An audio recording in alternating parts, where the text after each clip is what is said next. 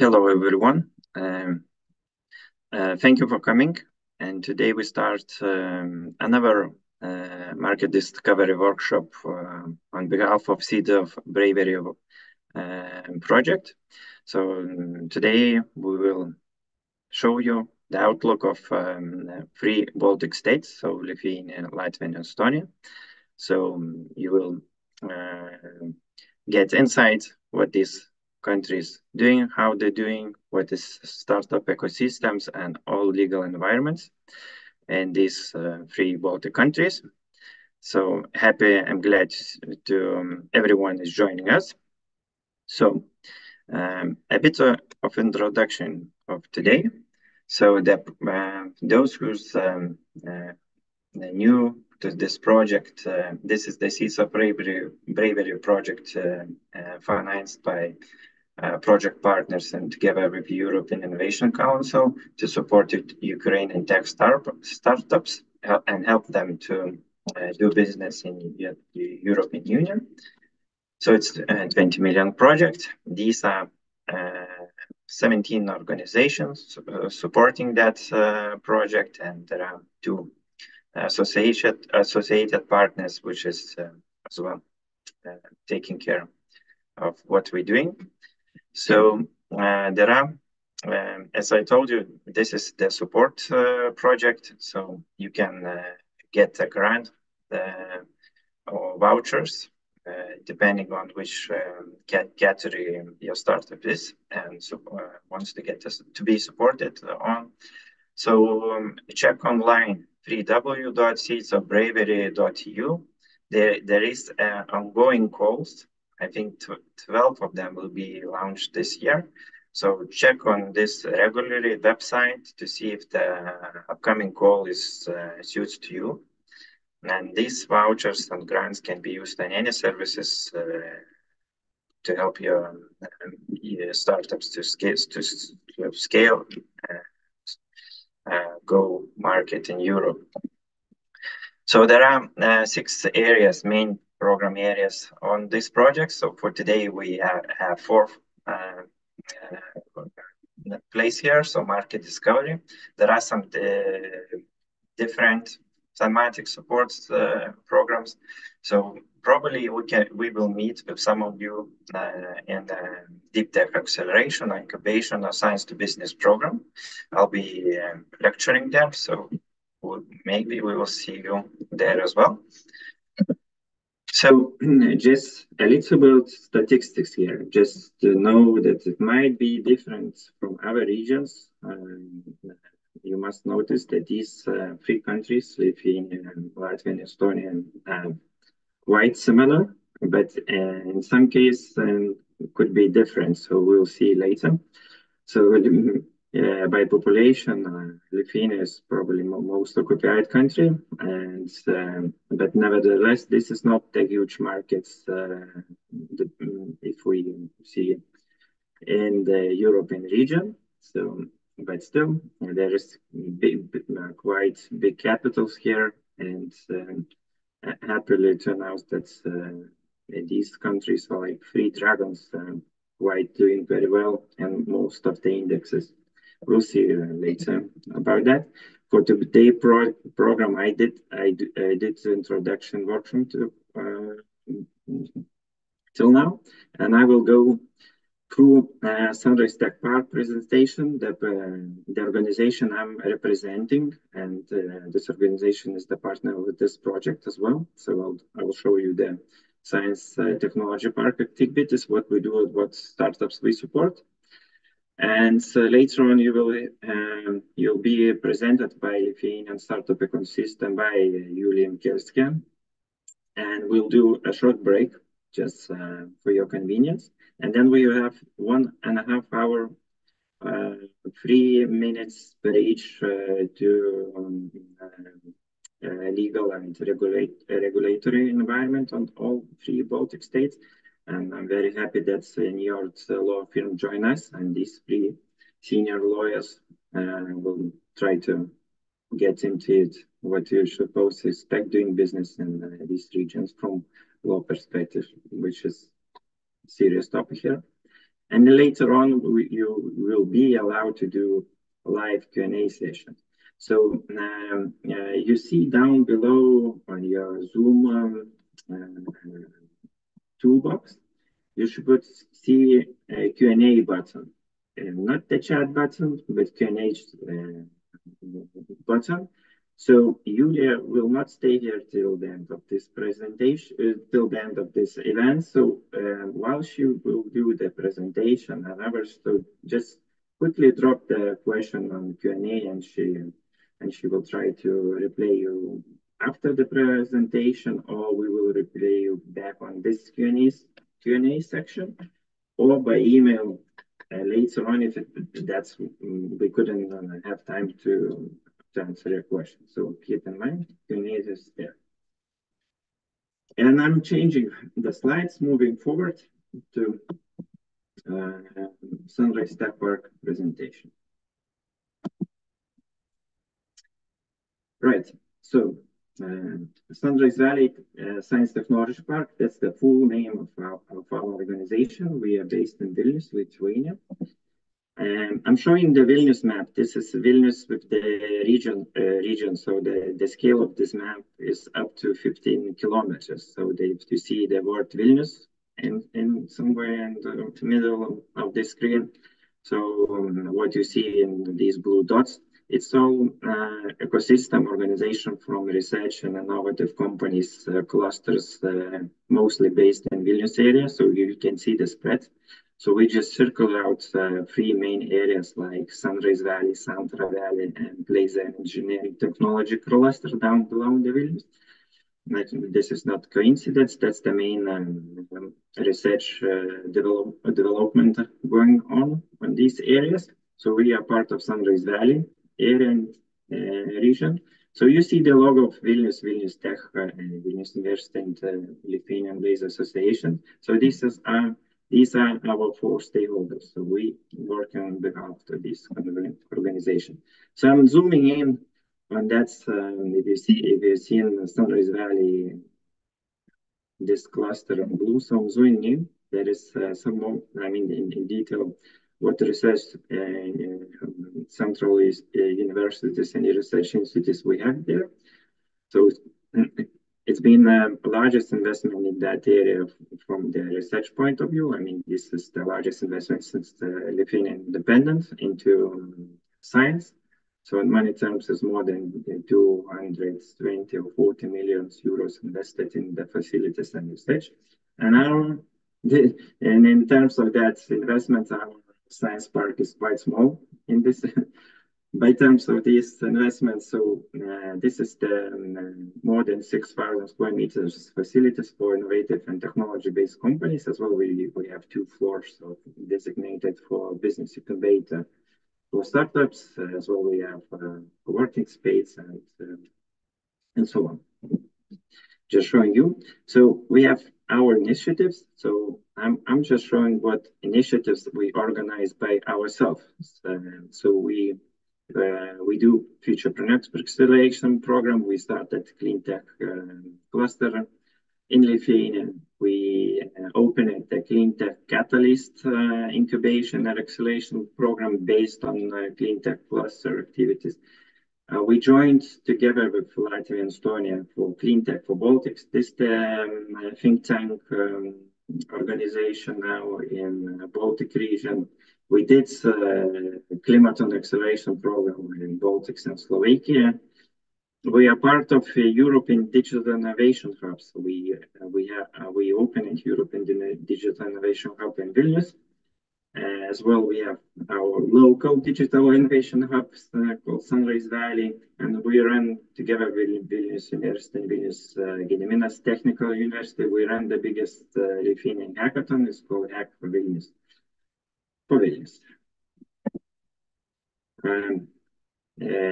Our activities is not happening just like so. So we are part of many other organizations. So we listed here the main ones.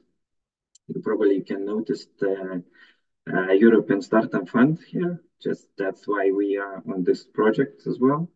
We are part of World Startup organization. You can see the Growth X Acceleration 500 and these type companies, or managers coming here to take a speech and help our startups to grow here. If you Google, you probably will see the plug and play acting in the Lithuanian ecosystem too. So you probably will notice that more than me. So just later on. I'm showing you the companies which were resident and Science Technology Park and our Science Technology Park, and we supported. So to say, orange or brownish a bit, I just circle companies that are already alumni, so they are big enough. We cannot accommodate them well enough from the size of their business. So just to understand that these companies are in size like Bored Panda is close to, I don't know, 400 people, personnel working for that company. So you can imagine how the size of that company it is now. So there used to be incubation program company Nanoavionics, which was bought by Kongsberg Group. So that's very successful company. You can see A Devices, that's a Velio Box company. You see deeper Eskimi, RSI Europe. So this particular company is in green, let's say, rectangular. In green rectangular is those who are still in our science park. So this is the list from unicorns.lt database.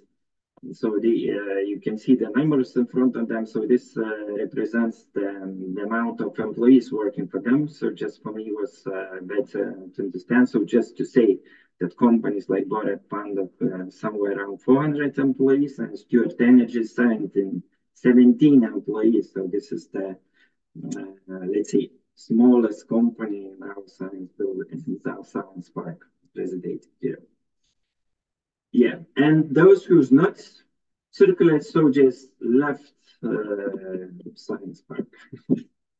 Right, so this is unicorn.lt. So probably heard, but never thought that Bored Panda is company from Lithuania, and still Lithuanian company, is not offshore company to anywhere. So that's a huge success because probably they started in 2009 or 8. And Tomas Banišauskas is very shy. How can I tell about a million company CEO that is shy? Right. He's not doing interviews very often, but this is very rare case of interviewing himself. So I Vilnius Tech Fusion got interview from him. So you can read the story about it, and then they do millions or billions views during a month per year. Deeper, the smart sonar for fishermen. I was joking that they were getting awards quicker than they were selling deeper. So this is rare case. Then hardware company, they started in our science park from the wooden ball. So they brought us a minimal viable product that's black wooden made from wood, black ball, and said that this is probably future sonar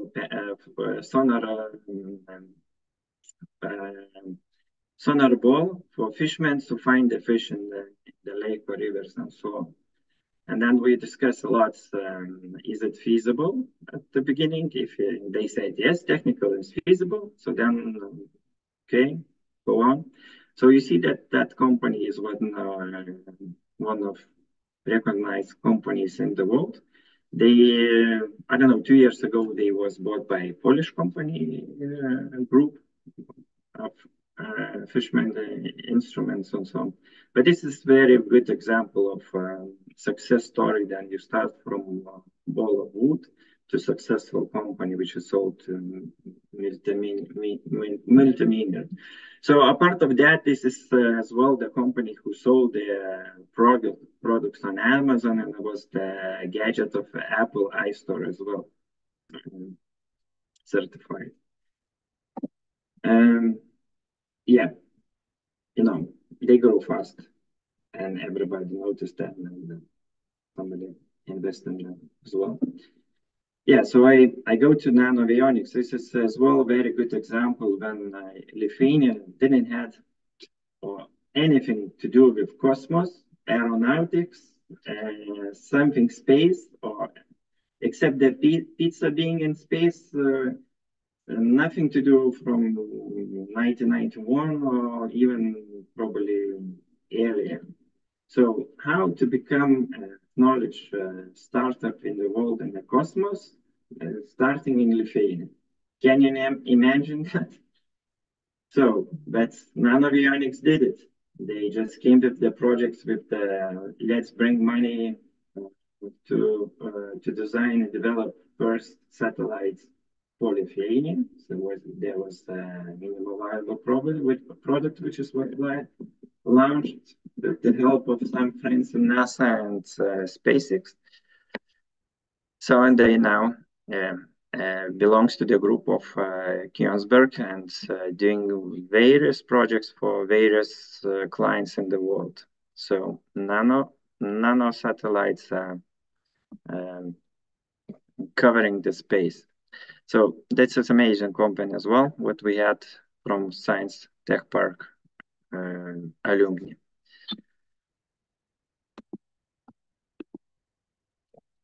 All right, another one. Yeah, probably you might hear that some of the quite well-known industries or science industries is laser and photonics. So there are very bright guys doing amazing things with laser or photolite.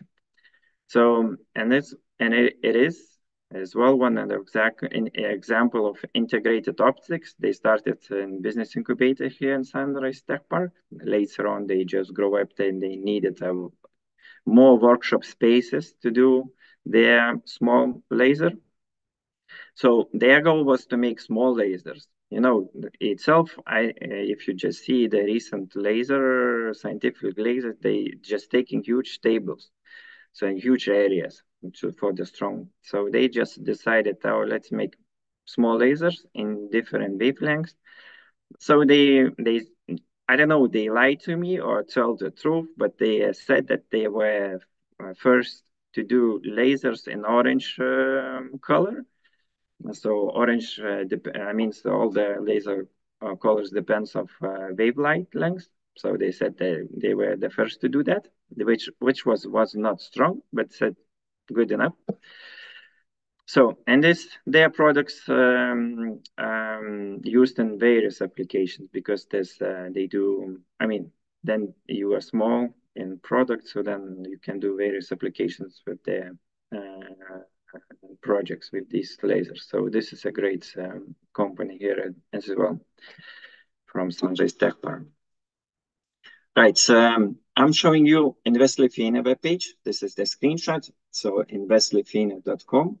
So this company is designated for, let's say, mature companies working with specialized industries in Lithuania, but still they own a good research and reports in their website.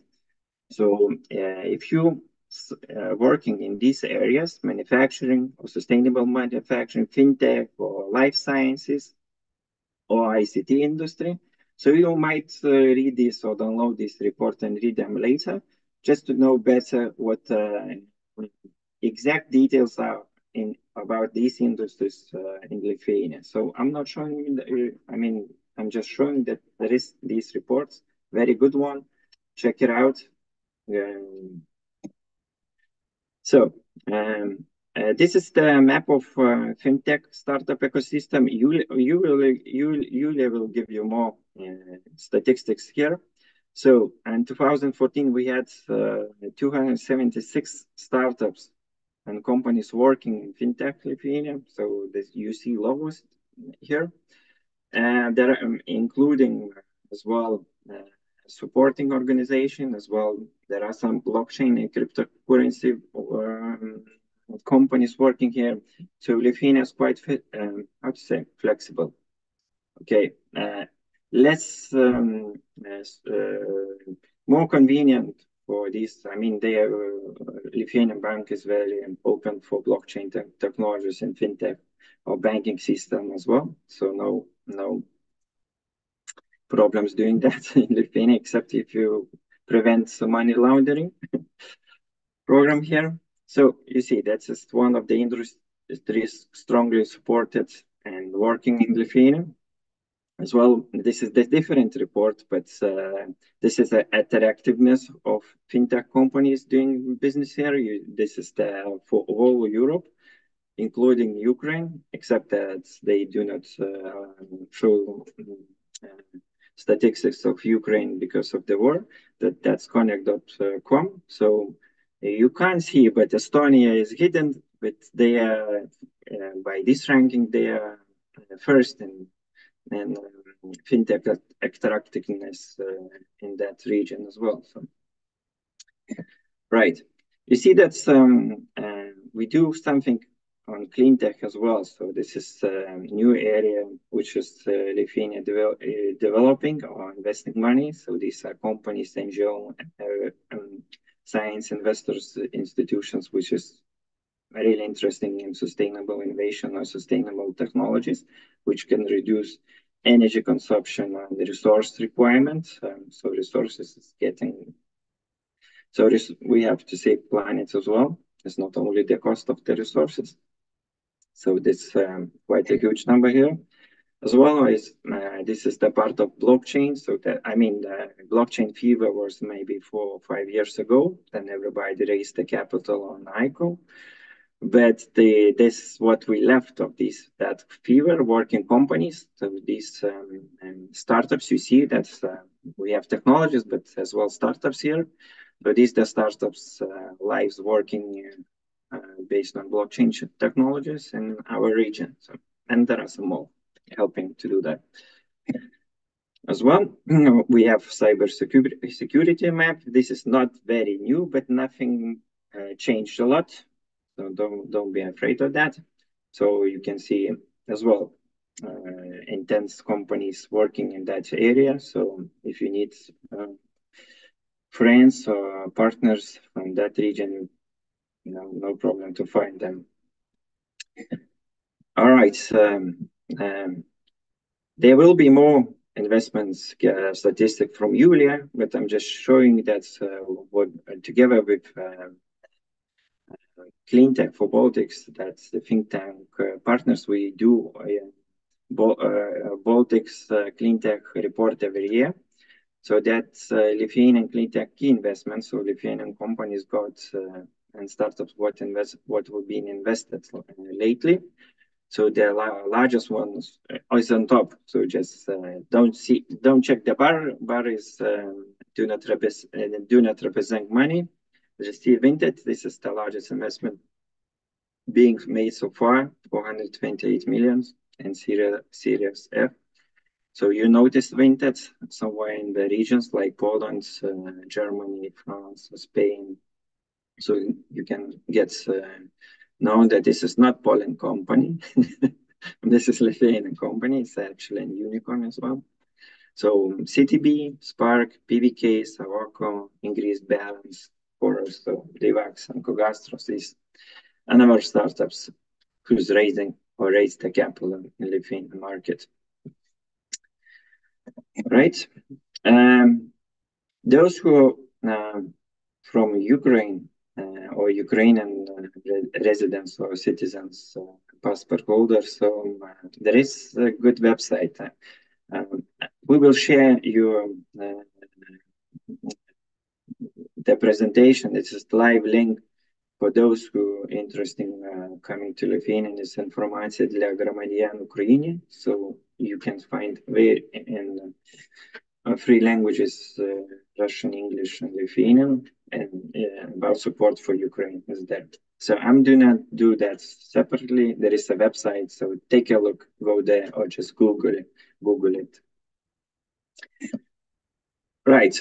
So this is the end of us as a partners of Seed of Bravery and what we do for our startups. Then we moved on to Lithuania startups ecosystem to Julia. So I'm switching off my slides and giving now the floor to Julia.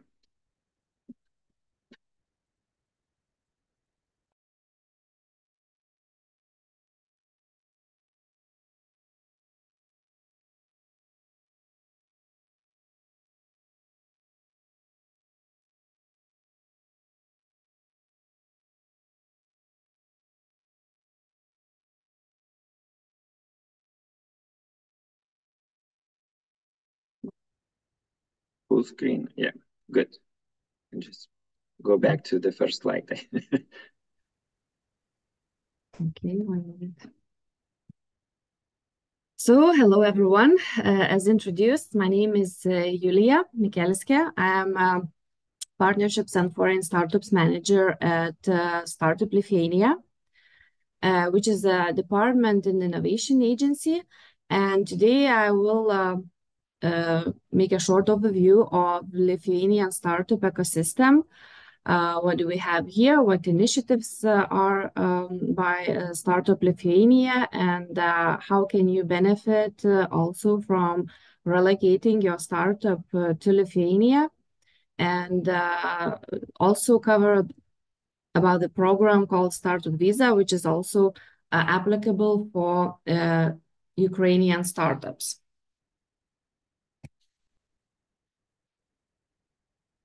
So let me start with sharing that in 2023, Lithuania maintains its position as the fastest growing startup ecosystem in the Baltic region.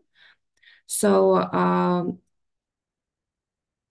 the combined enterprise value of Lithuanian startups has grown, as you see, 7.1 times between year 2018 and 2023, against the average growth of CE region being 3.6 times and average Baltic growth 2.7 times.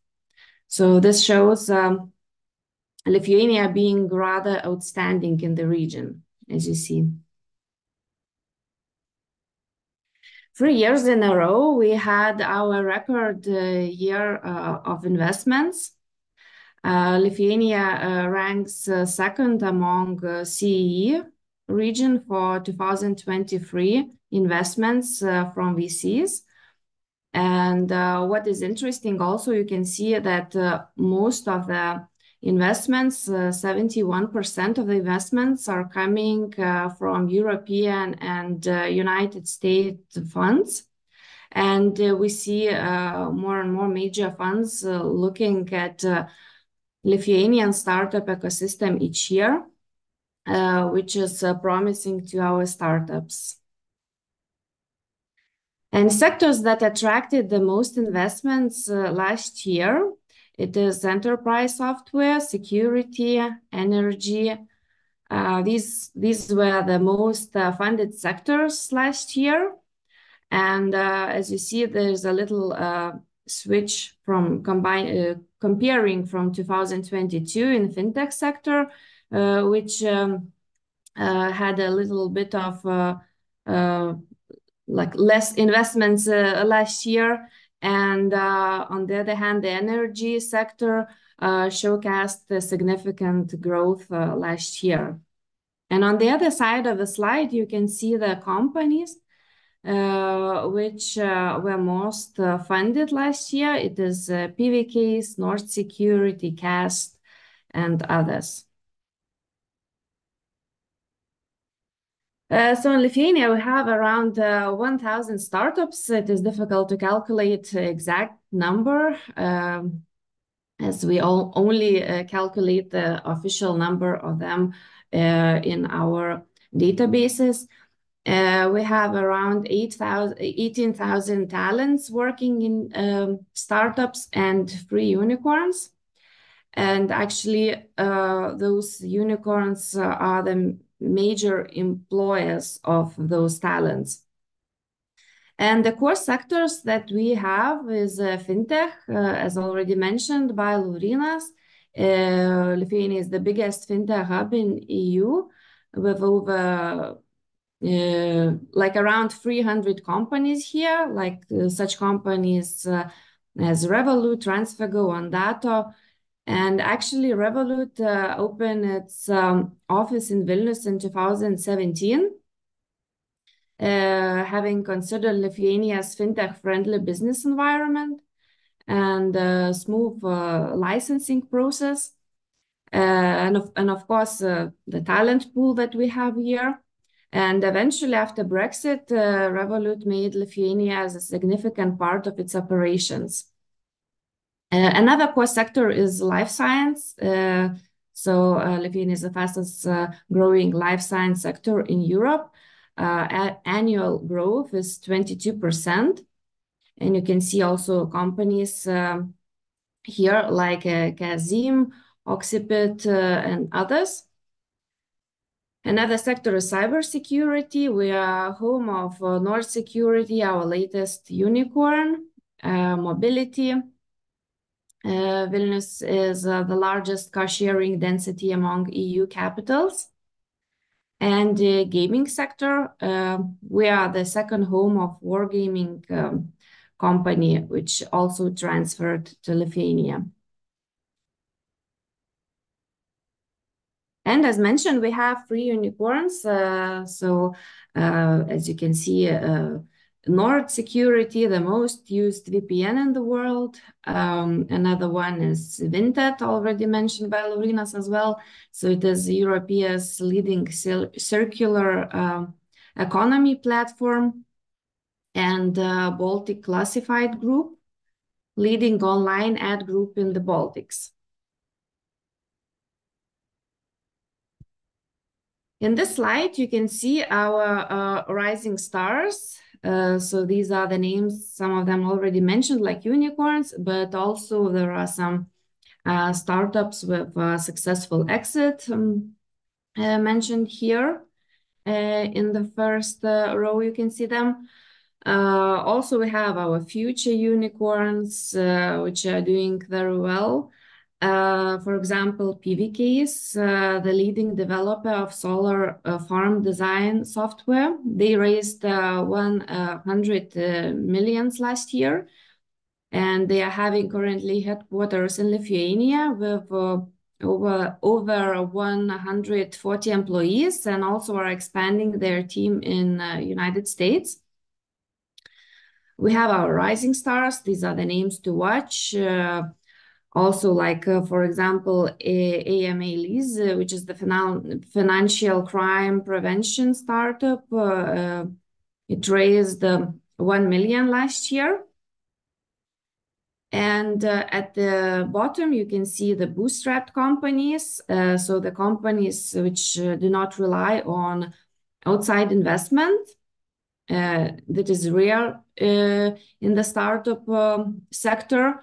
So such companies as Oxylab, Hostinger, Word Panda, and others, they're doing very well, and they have not received any outside investment. So what contributes to our startup success? We have 3 points. So it's talents and entrepreneurship spirit. We have highly qualified talents, large pool of talents of very well educated people. And we have developed ecosystem. We have science and technology parks in 4 major cities. We have Startup Association Unicorns Lithuania, who initiate various initiatives for startups. And we have local active local investors, tech parks, hubs, incubators, accelerators, and in general, very developed infrastructure. Like you can have a short flight to anywhere in Europe within few hours. And of course, governmental support, we have innovation-friendly government and regulation. So as a part of governmental support, a few years ago in 2022, Innovation Agency was established. As already mentioned, Startup Lithuania is a part of it. It was established on basis of Enterprise Lithuania and the Lithuanian Business Support Agency, and consolidating the functions for the promotion of innovative activities performed by the Agency for Science, Innovation and Technology. Innovation Agency is responsible for the Lithuanian innovation ecosystem and promotion of innovations at all stages of business development, from developing ideas to delivering products to end users. And it constantly have various initiatives available for startups and for small businesses as well. Not only financial support, but non-financial as well. For example, support for developing of a particular product in a particular sector, for example, in green tech sector, and etc. So the invites for those governmental support measures are constantly changing depending on the needs of the current needs. And yeah, so you can find all of them on our website as well. I will not bore you with more numbers. These are the reports, Lithuanian Startup Ecosystem Report and Deep Tech Report, in which you can see more in-depth information about Lithuanian Startup Ecosystem. Those numbers can be found in those reports prepared by Dealroom, so you can maybe have them, you can look at them if you will be shared with those slides. And let me also continue with one more proud fact about the Startup Blink Global Startup Ecosystem Index, which showed that Lithuania has ranked from 16th place in the world to 17th, from 17th to 16th place in the world. And Lithuania was ranked from 73rd to 71st place, which shows our vibrant and dynamic startup landscape. And also the capital city of Lithuania was highlighted as the best city in the European Union for the cybersecurity industry. And Vilnius and Kaunas, which are the two largest cities in the country, shine as like medtech, best medtech cities, like a second place Vilnius and third place Kaunas.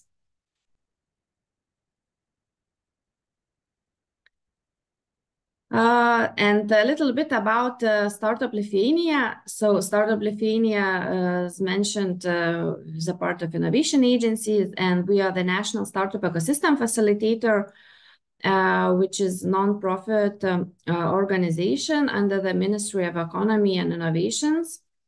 And Startup Lithuania was established to promote entrepreneurship, support business development, and foster export to help our startups to grow.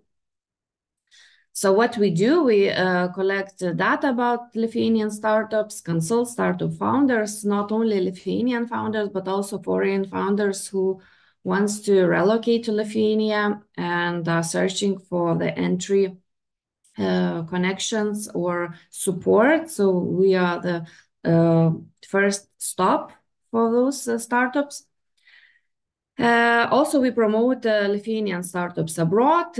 We maintain various projects like Startup Visa and organize events. One of the main one is Startup Fair. And here you can see some programs and initiatives that we have for startups currently available. So first one is a plug and play accelerator. It is a Silicon Valley based accelerator, one of the most famous in the world. And we are proud that we managed to attract it this year. And, to further strengthen the Lithuania's position on the global startup map. So this accelerator is expected to work with 60 startups in Lithuania in a 3-year period. And it is not only designed for the local startups, but also it's international program. So you can also apply for the program. However, if you will be selected, you will need to establish a company in Lithuania, and all the further investments from Plug and Play and their partners will go to this Lithuanian company. And another accelerators that we launched very recently as well is EdTech Accelerator and the Game Tech Accelerator, who will be led also by international companies, X-Edu with Civita and Game BCN. So these particular accelerators are designed to for the particular sector like EdTech and Game Tech, and also you can apply for those with a condition that you will later on establish a company in Lithuania if you get accepted to those programs. So this is a good tool for startups growth. Further going, also there is worth mentioning that we have useful tool like online courses called Startup Guide Pre-Accelerator. So these free online courses are available to everyone, and these are very good for the founders who wants to start startup, for early stage founders, for wannabe founders, just to learn more about startup creation and how to develop the idea, what to do next, and etc. So this is a very good tool for the start. Another initiative that we are funding the cost for international events. So this is the aim of this, that we want to promote our Lithuanian startups abroad and help them establish contacts with foreign investors, potential partners, clients, etc. So once you have company in Lithuania, you can also establish a company here and have this funding for international events costs reimbursement. And the last one worth mentioning is a guide to financing instruments. It is a tool available on the website of Innovation Agency website.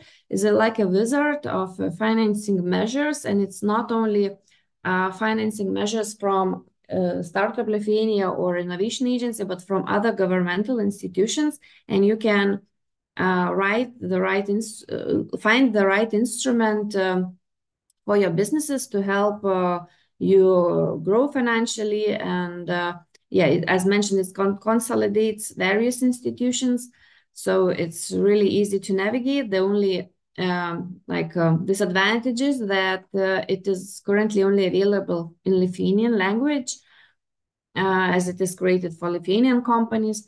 So for now, you might need a little bit help to navigate the tool. And what presentation would go without mentioning our main event this year? So our main event this year is the Startup Fair. It is on October 3rd, and you all are welcome to participate in this event.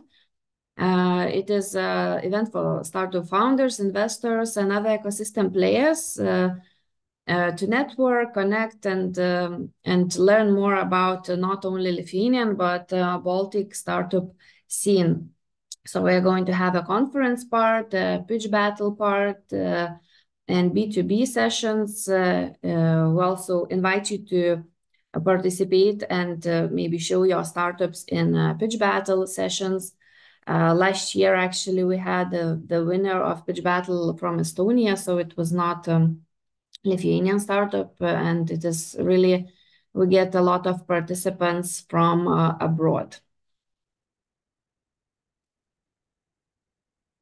And also, I would like to mention Startup Visa program. It is a program designed for non-EU businesses, for non-EU startups who wants to relocate to European Union, and we promote that the entry point to European Union would be from Lithuania. So the process is really easy, and what you can benefit, you can receive EU company status with access to a large market with over 450 million customers. You can get residency permit not only for you, for up to 4 co-founders of the startup, and also for their families. And you get a lower initial capital and hiring requirements compared to other migration pathways for businesses. So basically, once you get this residency permit to start the company, you would not have any obstacles as a foreigner in terms of the initial capital, initial authorized capital, and others.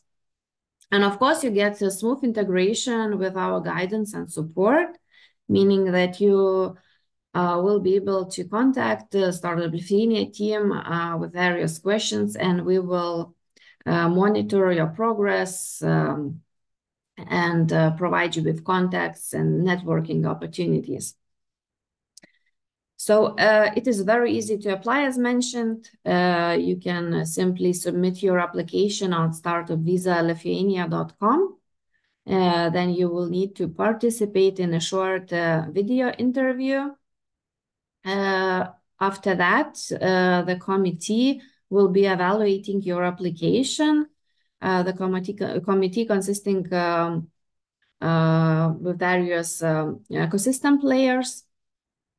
And after that, if you approve of the program, you will still need to apply with the immigration department, who will still do their due diligence and will need to approve this on their end. But in terms of in terms of the need, you will have our certificate available to provide to the immigration department.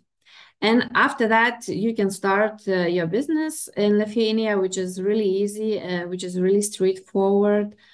Once you have residency permit, you can obtain electronic signature, and the company can be established online within 1 day. Basically, it's really easy to establish, and online you will not need any assistance from notary or pay any fees, except for some minor registration fees. And once you have a company in Lithuania, then you can start enjoying your startup life balance in Lithuania, as Lithuania was ranked 6th for work-life balance among all OECD countries, and also Lithuania was ranked the happiest place for under 30s in the World Happiness Report this year. So this is that shows the happiest place to be right now.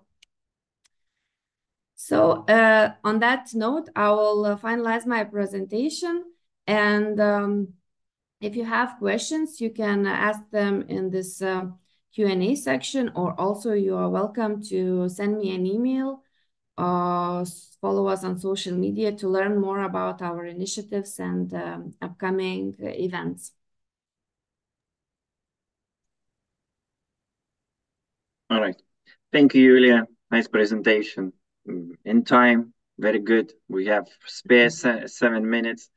So those who participating here, just raise your hand. There is a toolbox called on the toolbox raise hand.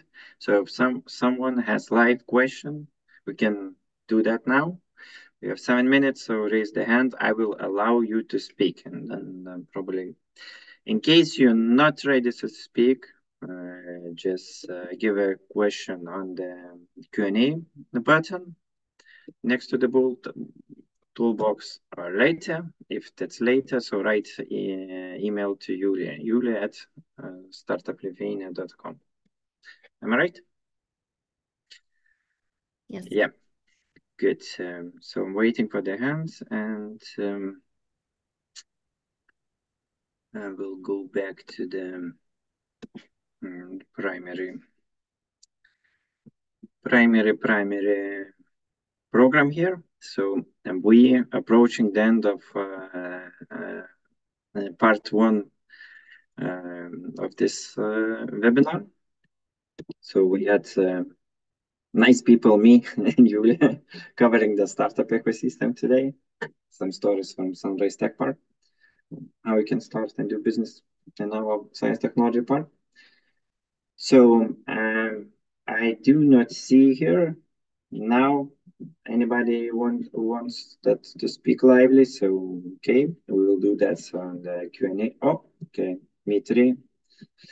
Thank you, Dmitry. How are you? I will allow you to speak. Just a second. Did you hear me? Yeah. Perfect. Yeah, so I have just a short question. Thank you for the presentation and for the information. It was really useful. So we have a business and we already started registration of the company in Lithuania, and we're on a final stage of it. I think in a few days we will have all the documents and everything. But I have a question. So we have a business in Ukraine, and it's a hardware company which made different robotic devices and everything. And we planned to move our manufacturing to Lithuania. But as we have all our equipment in Ukraine, and we have a lot of different, how to say, electronic devices, our pet projects and everything, we need to prepare a lot of documents and to cross the border and, you know. So my question is, did startup in Lithuania help with all of this headache? Well, with the relocation, yeah. Yeah, we help with relocation in terms of startup visa, in terms of, providing information. But in terms of preparing legal documents, we can only refer you the list of lawyers that we are partnering with, who sometimes provide some initial free of charge consultations. And as I understand, you need to prepare some contracts for the relocation. So that is something, to be contacted, to be discussed with a lawyer. And if you need the general assistance, we can provide you with information of like a list of lawyers, or I don't know, maybe some places where you can revert for more information or assistance. So contact us and we can see what we can do with Startup Lithuania's help and Innovation Agency as well. Mm-hmm. Okay, and, perfect. Yeah, and if it's if it would be the larger manufacturer transfer with more than 20 employees or so. So then we have Invest Lithuania, who also assist the governmental institution, who also assist such companies to have them, smooth relocation process. We don't we don't have like a large manufacturing. We just have 12 people in our company. Mm-hmm. But during the last years, we did a lot of different projects in hardware, software, and we have a lot of like equipment details, electronic plates and everything. And we already contact with some of the companies, but they provide for us the information that to make, how to say, the proper procedure, how to transfer all this equipment and everything. It can take like months, to to do that in normal way. So but we contact with the companies which are, let's say that they're not so working well with Lithuanian Baltics countries. So maybe they don't know how to say easiest way how to do it. So that's why I asked this question. And as I understand correctly, it's free of charge. If, for example, we contact you and you will provide a company which can, a lawyer or I don't know, which can help with that.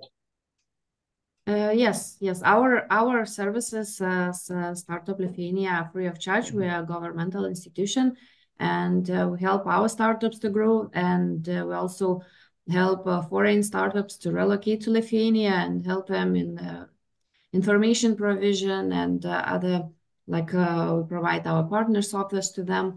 But as mentioned, as the lawyer in particular, we can only provide you contacts with our partners who provide initial consultations for free, but not the whole relocation scheme. They will most likely charge for that.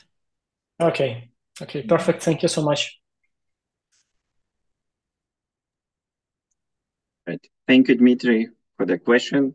When it's out of my knowledge scope as well, so I only can add that as well. That's free of charge service if you reach out to Invest Lithuania. So probably they like 90% of probability they experience that. Only thing that they're working with more large investing companies which were moving to Lithuania, but I don't think so. It's a problem to them to give the companies working or helping these companies to do so, because they are not doing by themselves. Actually, they as well are assisted by different companies. So it might be that there is local Lithuanian company doing that. So what I see that it's not a problem from Lithuanian side too much. But if you move something through land through Poland, so that might be that's the reason it might get complicated. So yeah, if you have secret tunnels, so it's much more easier probably. Just we can calculate. And yes, that's why I asked, because I think maybe you have a secret sauce how to do that in the easiest way. Yeah, but thank you. Yeah, thank so you so much. I don't know if the Cornell is hearing us, but if they meet or had experience in this situation, so I expect that your law firm during their presentation might touch your topic, but I'm not promising on that. But that's a good way to write email to Julia, to write email to Invest Lithuania for these contacts, how to easy that process, like in current status, and to make more quick. And then these institutions are supposed to help. I mean, they are government funded, so that's their job basically. Now, if nobody is helping you, so write to Minister of Economy and Innovation, to Armonaite, and probably it will be more easy after that. Okay, thank you. So you can find her on Facebook as well. So quite communicative and easygoing person. So right, so we will do 15 minutes break from now till 15 minutes past 3. We're coming back. That's the technical break for everybody to take what they need, and we're coming back to the part 2 about legal environment and all these 3 Baltic states after this break. So thank you and see you soon.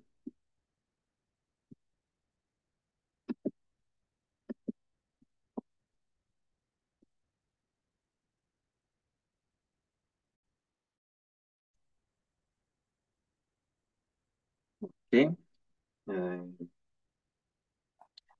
We're coming back to this webinar. So technical break is over. And we will move to the second part. This is the regulatory and legal environment in the Baltic countries part. So we have three nice lawyers from New York law firm. So thank you, New York. And these nice three people are senior lawyers and advocates in the Baltic region, and they will cover the legal environment for you on these three Baltic countries. All right, so Cornelia, can you show up? Yes, I'm here. I already switched on my camera and my microphone, so you should be able to hear me, and I can start sharing the screen. Yeah, I just stop it, and now you can share the screen. Great. Thank you.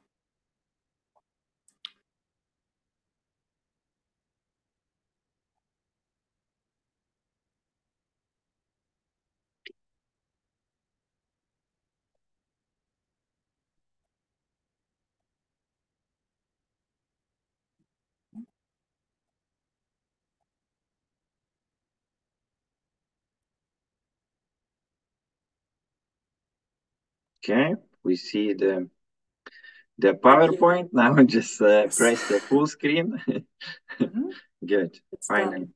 Got you there. Okay, so these are the beautiful birches from the Nordics. It's a symbol of our law firm. I will talk a little bit as introduction about New York law firm office. We are actually providing legal services in all three Baltic countries, Lithuania, Latvia, Estonia, and Denmark. And we provide our services with a Nordic mindset and attitude. So this is our approach, meaning that we try to be down to earth and close to people, and not only some lawyers with high attitude whose sayings you cannot understand. So this is the Nordic approach that we take. We have 7 offices in different towns. In Denmark, there are 4 offices in Aarhus, Copenhagen, Roskilde, Silkeborg. Then we have an office in Vilnius, Lithuania, Riga, Latvia, and Tallinn in Estonia. And globally, we have more than 200 employees altogether. We have various areas of expertise. You can see in this slide, this covers quite many areas, like Baltic, Nordic legal, corporate law, commercial law, data protection, dispute resolution, then EU and competition law, even German law, Nordic legal, because some people in our Danish office, they also specialize in German law. Then we also cover such areas as solvency, insurance, intellectual property, IT law, media, sports, procurement, tax in some aspects, etc. Sorry. That's somehow, sorry, back again. So we base our knowledge on local know-how, meaning that the offices, they are implanted physically in each country, and there are local people working who are experts in their areas. And our values are that you can come to any of our offices and have a contact point for all the area, and not go to different law firm in each country, because we try to cover the Nordics and the Baltics just from one entry point. Also, we have international culture and mindset. Our lawyers are, all of them are English speakers, and some other languages are also covered, like also Swedish, French, etc., depending on each office. Also, we have profound business sense and direct counseling. We have different clients of different scope, some very large clients and some startups as well, some smaller ones. So our expertise is not only focused on one type of clients, we are quite versatile. Also, we're client-centered, so meaning that we try to adapt our advice to each particular client and not just do mass production contracts, etc. And of course, integrity and professionalism, these are our core values, and we try to respect the human values as far as possible in our work, and to respect integrity. So this is about our global Njord concept and law firms, and now I will switch to Lithuania, which is a country where I work and our office is based in. So I will now talk about private limited companies. In Lithuanian, it's called UAB or Uždaroji akcinė bendrovė. This is the type of a company which is the most common to establish, is by far the most popular. And the minimum share capital is only 1,000 euros. Some years ago, it was a little higher, but now it has been reduced in order to facilitate access for also small startups and entities. This type of company is very common because shareholders' liability is limited. So meaning that you risk only what you have in the company, and the shareholders, they do not respond personally. They are not personally liable for anything that happens. So if the company goes well, is good. If it's not, well, then only the company responds to the debts for the debts, and not to the shareholders, unless they really try to commit some fraud, etc. So then it would be another thing. But normally, if the business goes just like it is, so then the liability is limited. In Lithuania, the UAB is managed by director, and this will be a little different.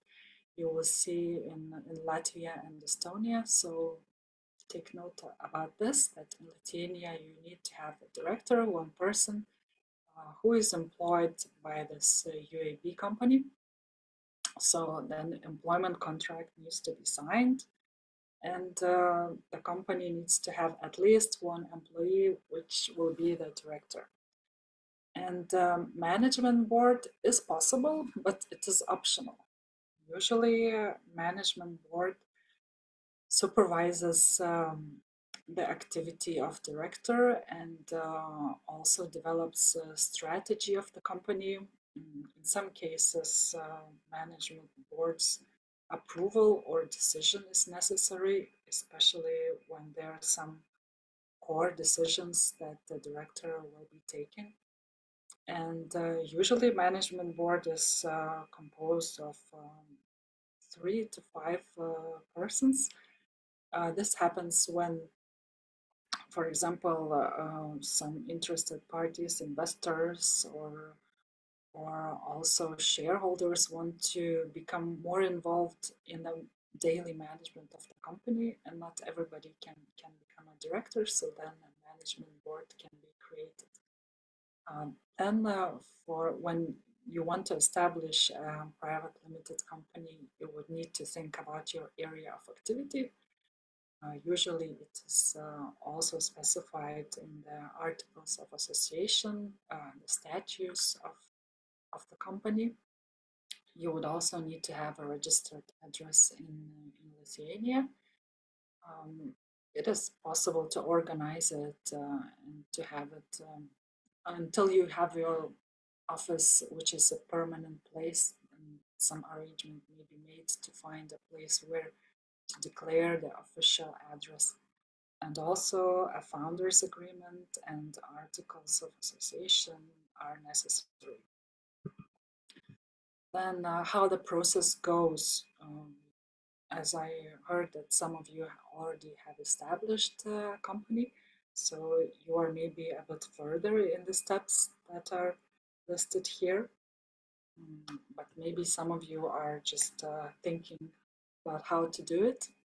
No. So this is the traditional way how to set up a company, a UAB or uždaroji akcinė bendrovė. This is UAB is just abbreviation. So first of all, you would need articles of association that describe what kind of company it is, how many shares there are, and some other necessary provisions. And then you would need a founding act. Founding act is when one shareholder signs a document, and founding agreement is when there are several shareholders who want to establish a company. Then it would be necessary to get a consent from the premises owner, where you will declare your official residence address for the company. Then it would also be necessary to have shareholders' ID documents if they are individuals, or extracts from business register if the shareholders are companies, because in some cases some foreign or Lithuanian companies may decide to establish another company. So here important thing is that these extracts, they need to be certified, notarized, and also certified with apostille. Apostille is some kind of special certification for international documents, and sometimes it takes time to receive it. It's received in the country of origin, the country of registration of the shareholder company. So it cannot be acquired in Lithuania if the shareholder company is not Lithuanian. Then it is also necessary to reserve a company name, the future company name, just to be sure that nobody has it and that it does not coincide with any registered trademarks that are valid in Lithuania or in the entire EU area. Then it would be necessary to open a cumulative bank account or EMI account. EMI stands for Electronic Money Institution. This is an initial step at the bank. At some banks, they don't even do the anti-money laundering checks when you open a cumulative bank account, and they do the checks later at conversion stage. In some other banks, they do it already when you want to open a cumulative bank account. So this would be, cumulative bank account is necessary for the company to transfer its initial share capital. So it is an important step. Sometimes it may take even a couple of weeks, depending on the bank and depending on your profile. Because if the bank is carrying out some anti-money laundering checks and KYC, know your customer procedures, then it may take a while. So this depends on case by case, it cannot be generalized. Then you would need to transfer the share capital to the account that you have opened. The minimum is 1,000 euro currently. Then notarize founding documents if we proceed through the notary. Register the company in the register of shareholders. And then the last stage, after the company is already registered, it would be necessary to convert the cumulative account into a settlement account, meaning that you would be able not only to make the payments to the account, but also pay and make transfers outside this account to others' accounts. This step, the final one, it may take quite a while. It depends on your company profile, because the banks usually they ask for some documentation to be sure that the company will not only be a shell company, that it will carry out a real activity. So the bank may request you some more proof about your activities, some contracts with your future partners, etc. As it was mentioned before by other presenters, there are two ways of registering UAB. It is possible to do it via a notary. It's a kind of a traditional way. The pros is that you can have more complex articles of association, not only standard forms.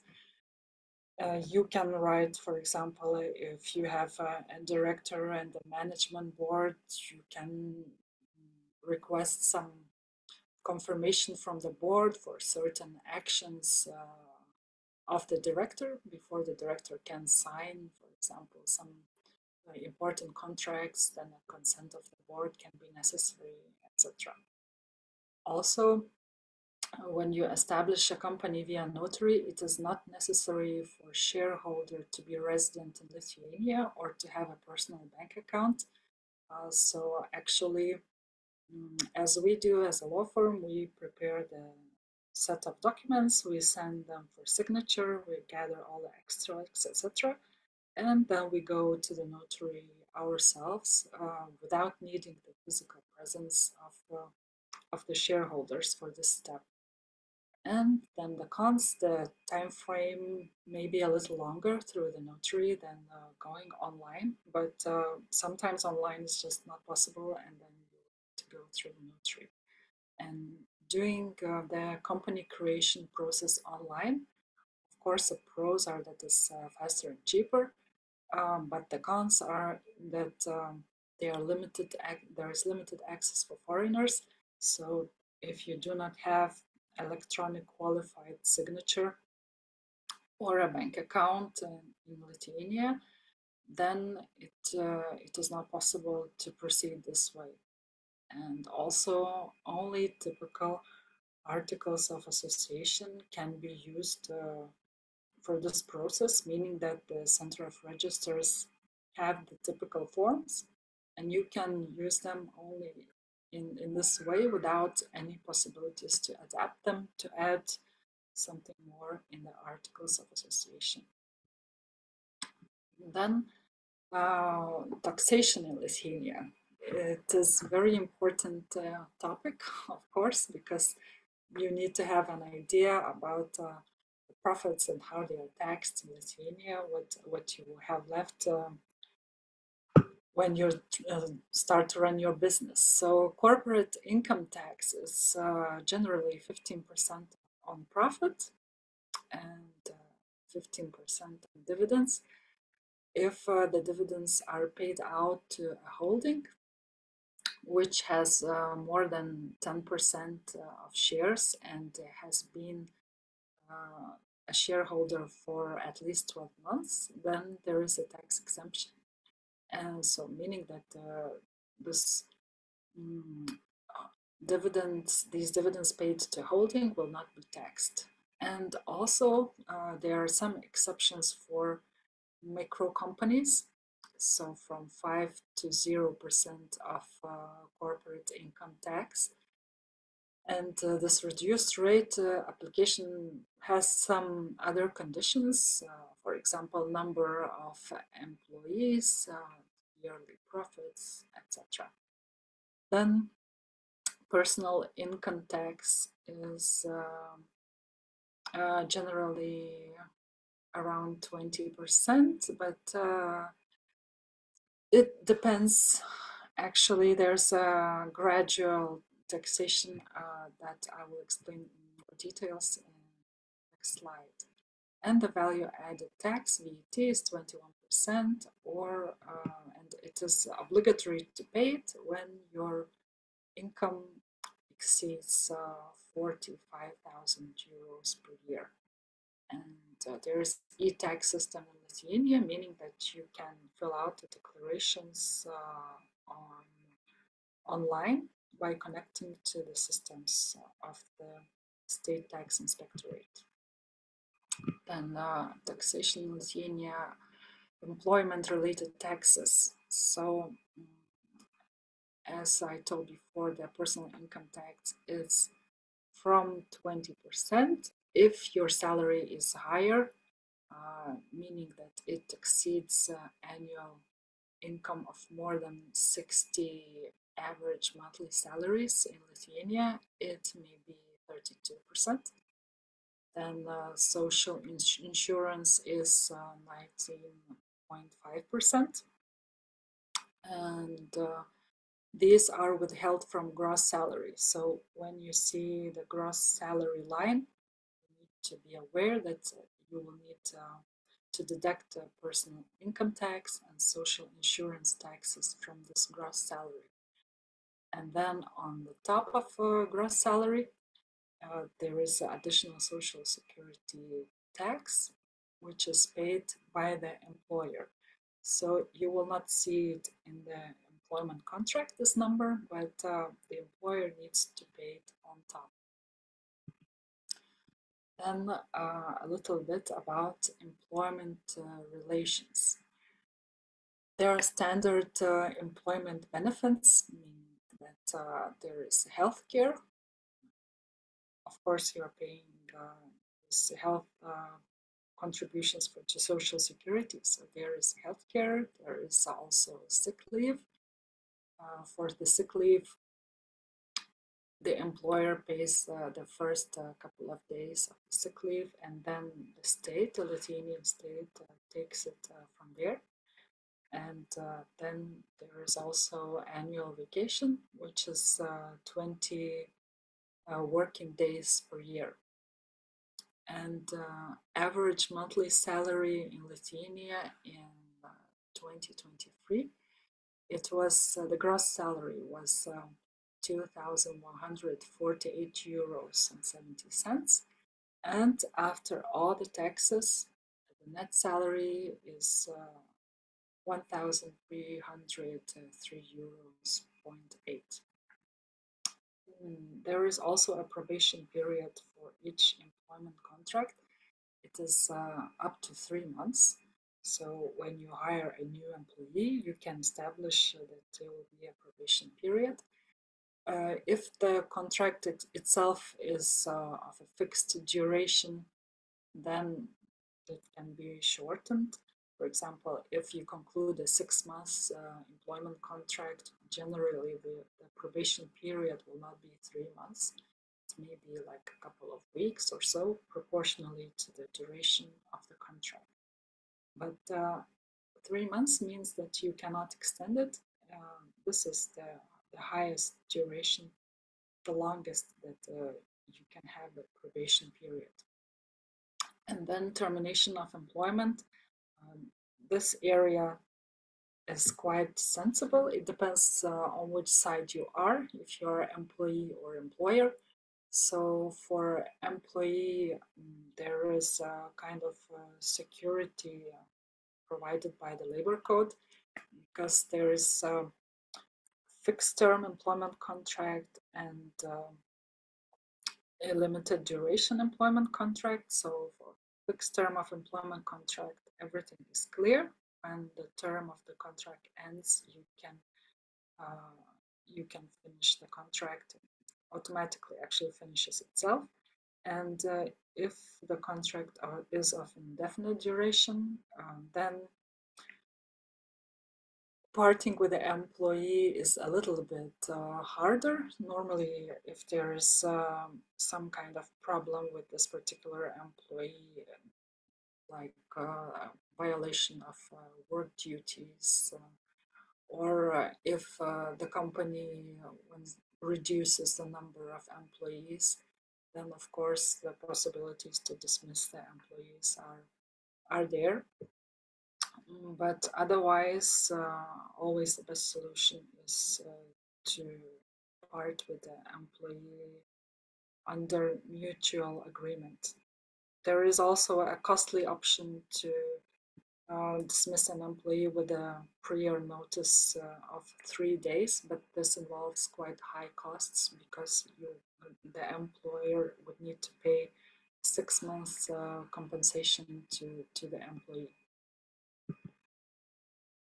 A little bit about startup ecosystem in Lithuania. I will not expand myself too much because we had some great presenters from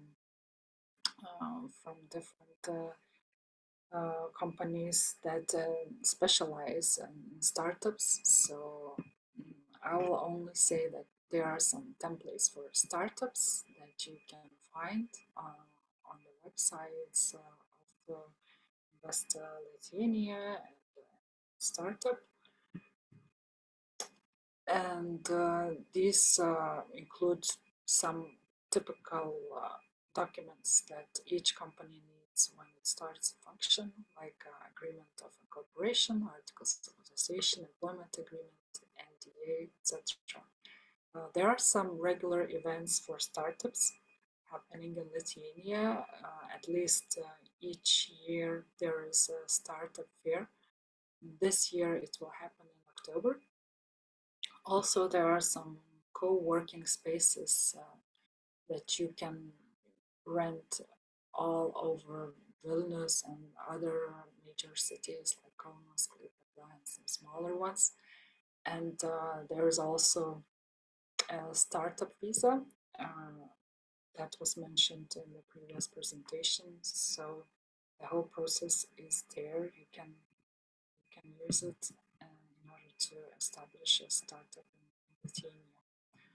Then we have also some success stories in Lithuania.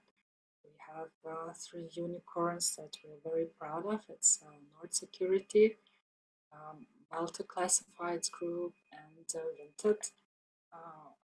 For Vinted, there was a huge case happening just now, because a couple of days ago they received a fine for GDPR breaches, but this is a European Union thing, so you cannot avoid it anywhere you go. So they received a 2.4 million fine, but this is according to the revenue you generate, and as Vinted is pretty huge, so the fine was like this accordingly, but they will battle it in court, so most probably it may not stay the same. We have many startups in Lithuania, roughly around 900, and it's increasing within each day. And there has been 281 million euros funding raised by startup companies in 2023. Also, a little bit about the areas that are trending for startups in Lithuania. So it is enterprise software, which is the highest one, then security, energy, health, marketing, fintech, robotics. So these are very trendy areas currently. Fintech was even more popular a little bit earlier, a couple of years ago, but of course the process is quite lengthy, and there cannot be a million of fintechs, so some other areas also needs attention. So this is my presentation for today. I hope you had a good overview of the Lithuanian market, and I will be able to answer your questions afterwards at the Q&A session, and I'm glad to be participating in this event. I will now pass the word to the moderator, and thank you for listening. All right. Thank you, Cornelia, for the presentation. I see Ira raised the hand. Shall we do that in Q&A session? Yeah. Ira, if you can. If it is not a long question, I can answer. So the problem is that we don't know how long the question is. All right, Ira, let's do by protocol. Sorry for that, European bureaucratics. We will have 30 minutes Q&A session after these three presentations. So if you can hold on. If you can't, just come here in 1 hour and you will give you a floor and you can ask questions to Cornelia. Otherwise, you can just drop the message on Q&A session and Cornelia will write you back on this webinar. So sure. Thank you, Cornelia. And we're moving forward to Latvia now. This is like Eurovision. So Gunta Miltenam is the senior lawyer and advocate in New York law firm in Latvia. So she is presenting today for Latvia for us. So good afternoon, Gunta, and you can share your slides now. Yes, hello. I will share my screen. Just a second.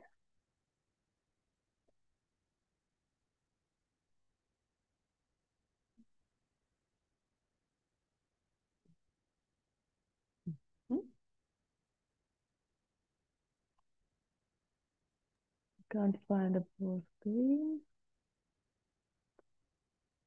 Usually it's the low at the bottom with small. Oh, it's a top. Yeah, you can see that on the top. I found it, I think. Oh, yes, yes. From the beginning, yeah. This one. Perfect. Yes, thank you. Great. So, hopefully you hear me. Yeah, nice to meet you. We seeing now you the presenters modes. Are we able to change that? Like, I guess that's display settings. So what can we do then? Press the display settings. Or just uncheck use presenter view. Like if you can from this toolbox on the right side where you see monitor automatic, it is lower below use presenter view. Just uncheck this box. I can't see it. Which side? I will see if if we have annotation mode. So you follow this toolbox, yes. Go to the right more. Yeah. More. Again, more. Then you see monitor, yeah. And lower below is use preview. Yeah. That's present. Uncheck this one. Yes, it's checked. Unchecked, please. Unchecked. Yeah, okay. Unchecked. And then press from the beginning. Okay. Now perfect. Good. It's okay. Okay. Yeah, perfect. Okay. So hello one more time. Nice to meet you all there. And my name is Gunta Miltiņa, and I'm an attorney at law from Latvia.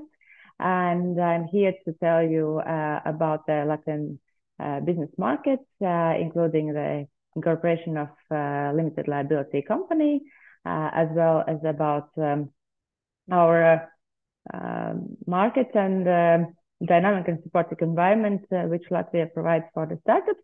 And I hope that you will have an understanding after this presentation why Latvia is really attractive for startups and how you can start your business here. So let's start with the first point. It will be the similar as Lithuania colleague has, so you can compare the information. It will be easy. So the same as in Lithuania, the most popular legal entity form for startups is the limited liability company, and I will try to tell you most important things about it and its benefits. One of the primary advantages for this limited liability companies is, of course, this limited liability, and which means that your personal assets are protected from the company's debts and obligations. And LLC offers great flexibility, making it suitable for small companies and even for very large enterprises. Additionally, the administration process for LLCs is streamlined, which simplify registration and compliance procedures, making it easier to manage your business. Actually, there are two types of LLC in Latvia. The first one is a regular LLC. For the regular LLC, its minimum share capital is 2,800 euros. And for the small share capital LLC, it can be from the €1 to 2,799 euros. I will try to quickly go through the main aspects. So about the founders, a regular LLC may be incorporated by one or more private individuals or legal entities, but a small capital LLC may be incorporated only by individuals. There can be only just no more than 5 individual persons who are establishing the company. And also the restriction that they are not shareholders in other small capital LLC. After incorporation of LLC, its founders become the shareholders, and there are no restrictions for non-residents to found the company and own shares in a Latvian company. So next important thing is that a board is mandatory in Latvia in limited liabilities companies, and board is an executive body on the company. Board members handle business operations, represent and manage the company. At least one member of the board shall be appointed by the founders. There can be more, but at least one should be. A board member may be a founder as well, otherwise it's not applicable to LLC, where board member can be founder only. For the small capital LLCs, there is not allowed to be for some other person to be a board member.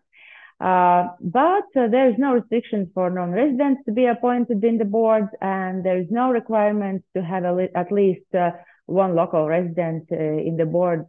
So it is, I think, very easy and suitable. So the next important thing is the name of LLC or the firm name. The name of LLC shall not match the name of any entity that has already been registered or is planned to be registered with the company's register, and shall not infringe the trademark which are enforced on the territory of Latvia. So a share capital. I mentioned about the amount of share capital, and the share capital can be paid in 2 ways, by cash or by property contribution. And 100% of the share capital should be paid to the temporary bank or payment institution account before the document submission to the register. So next important thing is a legal or registered address, and limited liability company shall have a registered address in Latvia that shall be used for the official communication. And about the ultimate beneficial owners, they are private individuals, as we know, who either directly or indirectly own or control more than 25% of LLC capital shares. UBOs and detailed information on how UBOs exercise control in LLC must be disclosed and registered. So all the information should be collected before the registration, submitting the documents for the registration. So LLC is registered as a taxpayer at the same moment when it is registered as a company in the register of enterprises, and this taxpayer's number is the same as the registration number. You can apply simultaneously also for the VAT number or value-added taxpayer's number, but it's not obligatory, and you can choose, but there is a possibility to do it simultaneously if you already know that it will be necessary in your situation. So it was very quick run through about the main things about LLCs for the small ones and the regular ones. If additionally about small ones, shareholders of small capital LLCs every year must create a minimum reserve by making a deduction of at least 25% of the year's net profit that can be used to increase the share capital, cover losses of annual report, or cover losses of previous financial year. It is not allowed for small capital LLCs to distribute and pay interim dividends, but there's also nice things that there's possibility to start the company just with €1. So we can move on with the process of setting up the company. So steps of incorporation. Basically, all the process of incorporation can be performed remotely, but founders and board members preferably can come to Latvia to speed up the process and opt for a use of qualified electronic signature, which is really useful. So, setting up the company, the first step is to choose the most appropriate legal entity form. As I mentioned, the most popular form, what we usually advise to startups, especially if there is a plan to attract the investors, is a regular LLC, because of the restriction of these small LLCs that the shareholders can be only private persons. So if you are planning to attract investors, so they will be probably legal entities. So then you choose the appropriate firm name, and for this regular LLC, as we mentioned before, its share capital is 2,800. When all necessary information about the board members and the UBOs is collected, then the first part of the incorporation documents can be drafted and signed. Next step is to open a temporary account in the bank or payment institution and get the statement from the bank that the share capital has been contributed from the shareholder's personal account. Share capital must be paid, as also I mentioned, 100% before the document submission to the Register of Enterprises. It's important. Usually it takes not more than 5 working days to open a temporary account and to contribute the share capital. But please note that the temporary bank account is not designed for the purpose of, is just designed for the purpose of establishing the company, but it's not suitable for any payments. So it should be, sometimes it's a problem to understand that it's account, but it's only for contribution, payment of share capital contribution. Meanwhile, you should sign the agreement with the real estate owner for rent legal address, or of course there's possibility to buy one. But since the share capital is paid, the second part of the incorporation document can be drafted, signed, and all together with the first ones translated, certified if necessary, and submitted to the Register of Enterprises. After registration of the company, it is important to agree on transformation the temporary account into permanent one, where the share capital will be transferred after the registration. There's no obligation to choose the same bank where the temporary account was opened, but and as well, there's no restriction to open account for the company in any other EU country or in payment institutions. To open the business account in Latvia bank, at least one board member should come to Latvia usually and personally visit the bank in Latvia. Payment institutions can offer different requirements, so it's up to situation for every person what is necessary and what is the possibilities and so on. You can choose. And next very important thing is to choose the accounting service provider, because every company after registration must maintain their accounting to provide certain information to tax authorities and to report on the regular basis. You can find more information through the link, which will be added also in the next slide. You see. And finally, Depending on your business type, there can be necessary to obtain additional licenses and or permits, but it's very individual. So we can move on quickly with the registration process. There are two options of registration. It's online. It means that all the documents are signed and submitted electronically, or the other option is via notary, which means that documents will be signed on the paper by ink and mostly in front of the notary and physically submitted to the Register of Enterprises. As you see in the slide, there is a requirement to have a qualified electronic signature with a timestamp issued in a EU country. So if you have one, then it goes very smoothly. If not, there's a greater opportunity to have one in Latvia. I will tell about after some seconds. And if you have this electronic qualified electronic signature, then application and attached documents will be signed and also submitted through the system, electronic system. So it's really easy. And it takes about 1 to 3 business days from submission of the documents to get the decision of about the registration from the Register of Enterprises. And usually normal time is like 3 business days, but you can speed it up by paying additional fee and get the decision in 1 business day.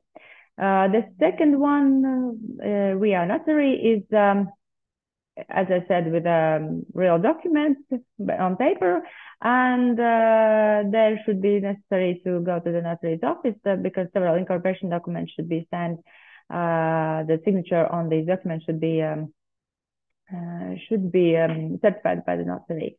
And the time what takes to register is the same, 1 to 3 business days from submission of the application, but you have to count additionally the postal days to submit the paper documents to the register. So, as I mentioned yes, before, sorry, just a second. Yeah, there's one really nice thing which I mentioned for is EID card, what we have. It's a great opportunity to receive a foreigner's a EID card. It happens very easy. It is a personal identity document confirming the identity of its holder. Foreigner EID card is provided for foreigners who permanently do not stay in Latvia and mostly settle their transactions in electronic environment. Unlikely other type of personal identity card, foreigner's EID card is not mandatory personal identity document and is not a travel document, as well as it does not confirm the right to stay, permit to stay in Latvia for the person. You can choose to have it or not. But the very best thing is that the electronic identity tool integrated in this foreigner's EID card enables the foreigner to operate in the digital environment, enjoying full rights, the same as the Latvian person would have. It's, for example, it's to use the state and municipal e-services to confirm his or her identity and electronically sign documents with qualified electronic signature, which really speeds up the incorporation process and other future actions for the company. So it's very good, and we really suggest always to have this electronic foreign EID card for the shareholders and for the board. Then there's possibility to receive and use e-address in order to ensure communication with the state and municipal authorities, and to certify identity in presence as well at the authorities or any other company. There are just really simple steps to be done for obtaining the foreigner CID. You should register in the register of natural person in order to receive a personal identity code. Registration can be performed by filling in the questionnaire, signing it with a safe electronic signature if you have one, and adding passport copy and sending it to the immigration department. But usually we suggest to visit our beautiful country and to do all the necessary formalities really quick on place, obtaining the foreigner's ID, because anyway it is necessary to come by person present to take a picture of you and collect other biometrical data. And of course, usually we help. We can offer the help and assistance in this process, but it's not too hard. Foreigner's ID card is produced within 2 working days, about, and the state fee shall be about 80 euros. Yes, it is one really great and useful thing. So there is a really reason to obtain it for the first moment when you are thinking about having business here in Latvia. Now we can go back to registration and shortly talk about LLC registration costs.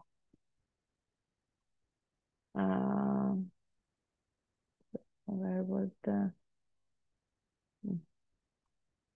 Okay. So cost. State fee for registration of regular LLC, or how it calls in Latvia, SIA, or sabiedrība ar ierobežotu atbildību. And the regular registration of regular LLC, if it happens in 3 business days, then it will be 75 euros. If the speed up registration, then it will in 1 business day, then it will be 225 euros. And for the registration of SIA with the reduced share capital or the small LLC, within 3 business days, it will be 20 euros, and within 1 business day, it will be 60 euros.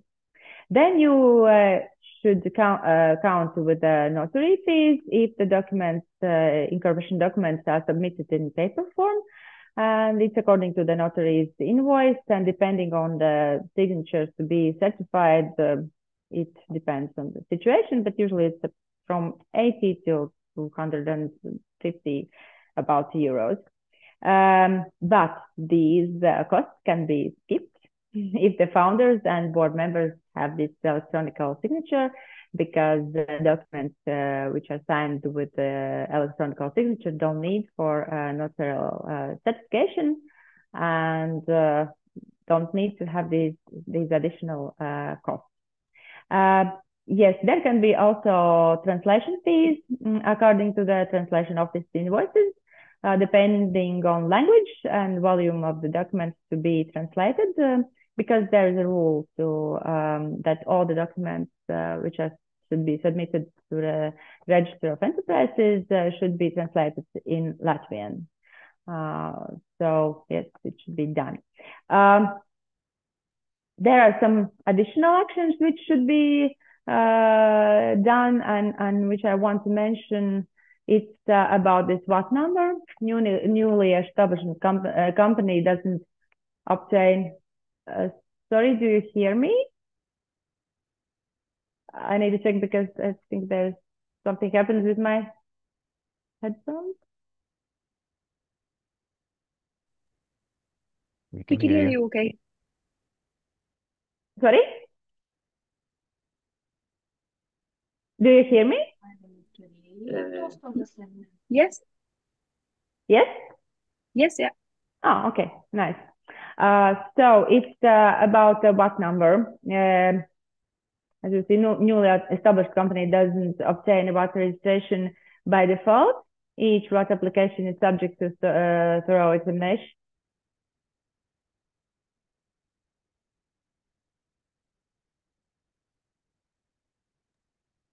Gunther, voice is gone. So just check the mic.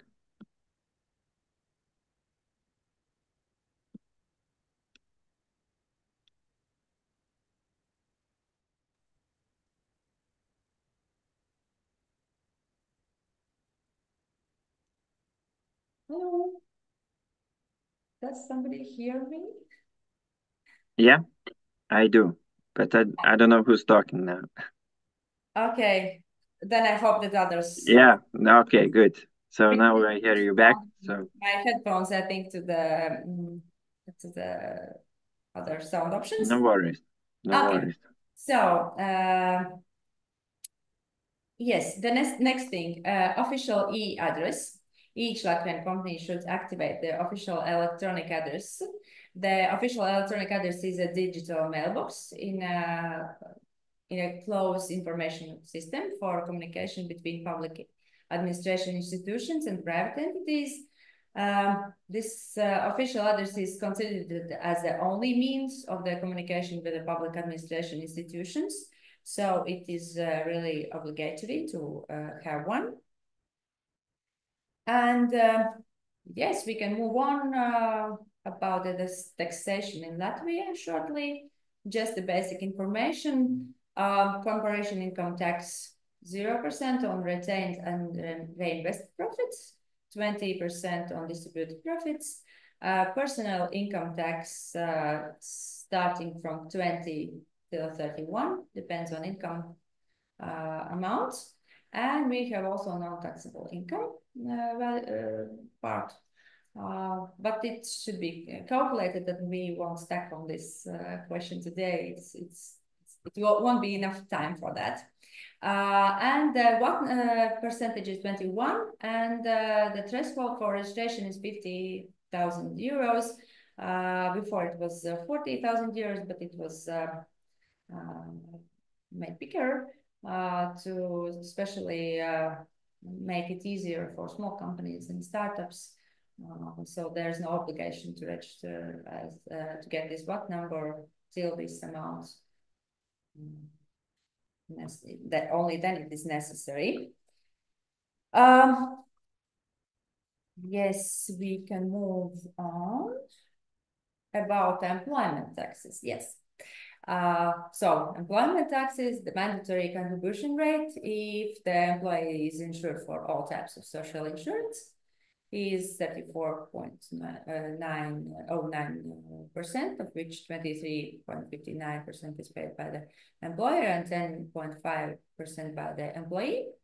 And I have added the link where you can get more information about this question. And we have e-tax system called EDS, which is a specific system for tax questions and communication with the tax authorities. And every legal entity should have an account in the system, as well as the individual persons. And there you can find all the information, and all the communication with the tax authorities goes through this through this system. And usually it's used by the accountants, but not only by accountants, also for the board members and so on. So you can get all the information even if you are not present, and you will get all the information, or if something has not been done. So you will see it as well. So about the employment relationship, I think it's also simple and straightforward level legislation. It's quite easy to hire. We have visas and residence permits. Especially now we have a simplified procedure for citizens of Ukraine. We have special law for that, and it's really easy to get residence permits for Ukrainian citizens, and it includes unlimited work permit for citizens of Ukraine, and of course, except of the specific professions which should get some additional improvements, but mainly there's no limitation for the work permit. And what is really good, it includes as well this foreigners EID function, which is this electronic signature. which again makes it really easy to communicate with the institutions and to sign the documents, submit them, and so on. So, and it's free of charge. So it's really a really nice thing, especially for citizens of Ukraine. So standard employment benefits, healthcare, sick leave, vacation. Average monthly salary in 2023 was 1,537 gross, and minimum wage is 700 euros gross. And I think it's the less in all Baltic countries. So for employers, it's I think good news. So probation period, we have the same as in Lithuania till the 3 months, not more than 3 months.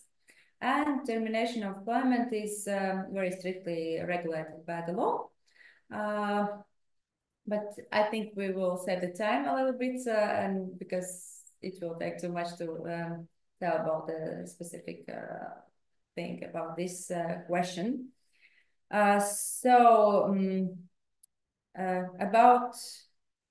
About the startup ecosystem in Latvia, as our institution of innovations was not able to participate, so I will try to give a little bit insight in this question as well. Latvia offers robust support for the startup through various government initiatives. These include support programs and grants specifically designed to help the new businesses get off the ground. There are also tax incentives and benefits available for startups, making it financially advantageous to start your business here. In addition to government support, Latvia has several startup accelerators and incubators such as Tech Hub, Riga, and Starting.lv, which provides mentorship, resources, and networking opportunities. Moreover, there are ample investment opportunities with access to venture capital, angel investors, and European Union funding programs. Latvia's startup ecosystem is vibrant and growing. Riga, the capital city, serves as the central hub of the tech and innovation. There are numerous of events, meetups, and conferences such as a Digital Freedom Festival and Tech Chill, which is really popular. I think you know this event, which offers valuable networking opportunities and help foster a sense of community among entrepreneurs. The supportive ecosystem, coupled with a strong emphasis on innovation, makes Latvia an ideal place, I think, for startups to thrive. Yes, while Latvia, we have various bonuses, but one of them is the strategic location at the crossroads of the Northern and Eastern Europe provides significant advantage for the trade and connectivity.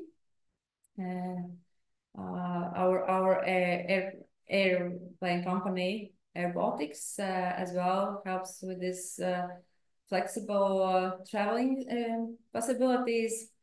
The business environment here is exceptionally friendly, as evidenced by Latvia's high rank in the World Bank's Ease of Doing Business Index. Being a member of the European Union also means access to the West European single market, offering immense growth opportunities, but it's also for the other Baltic countries.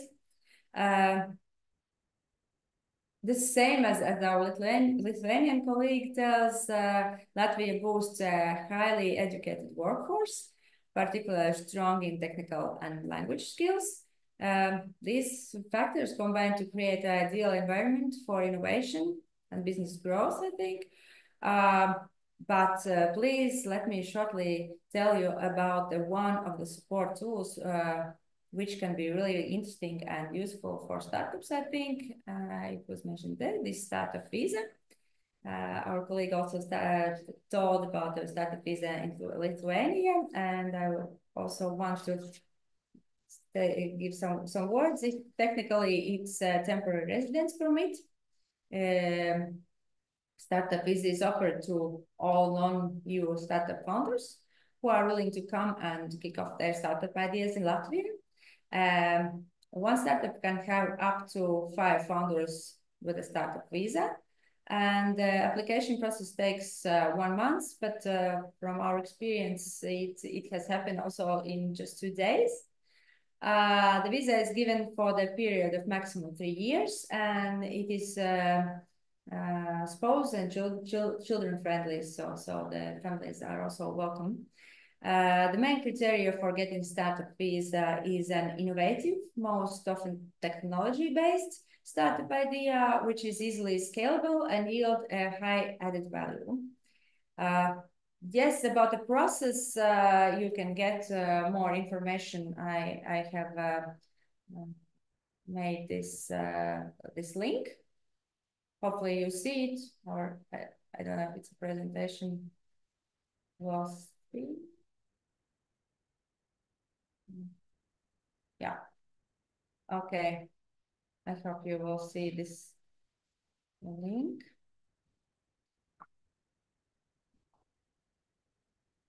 Yes, so the conclusion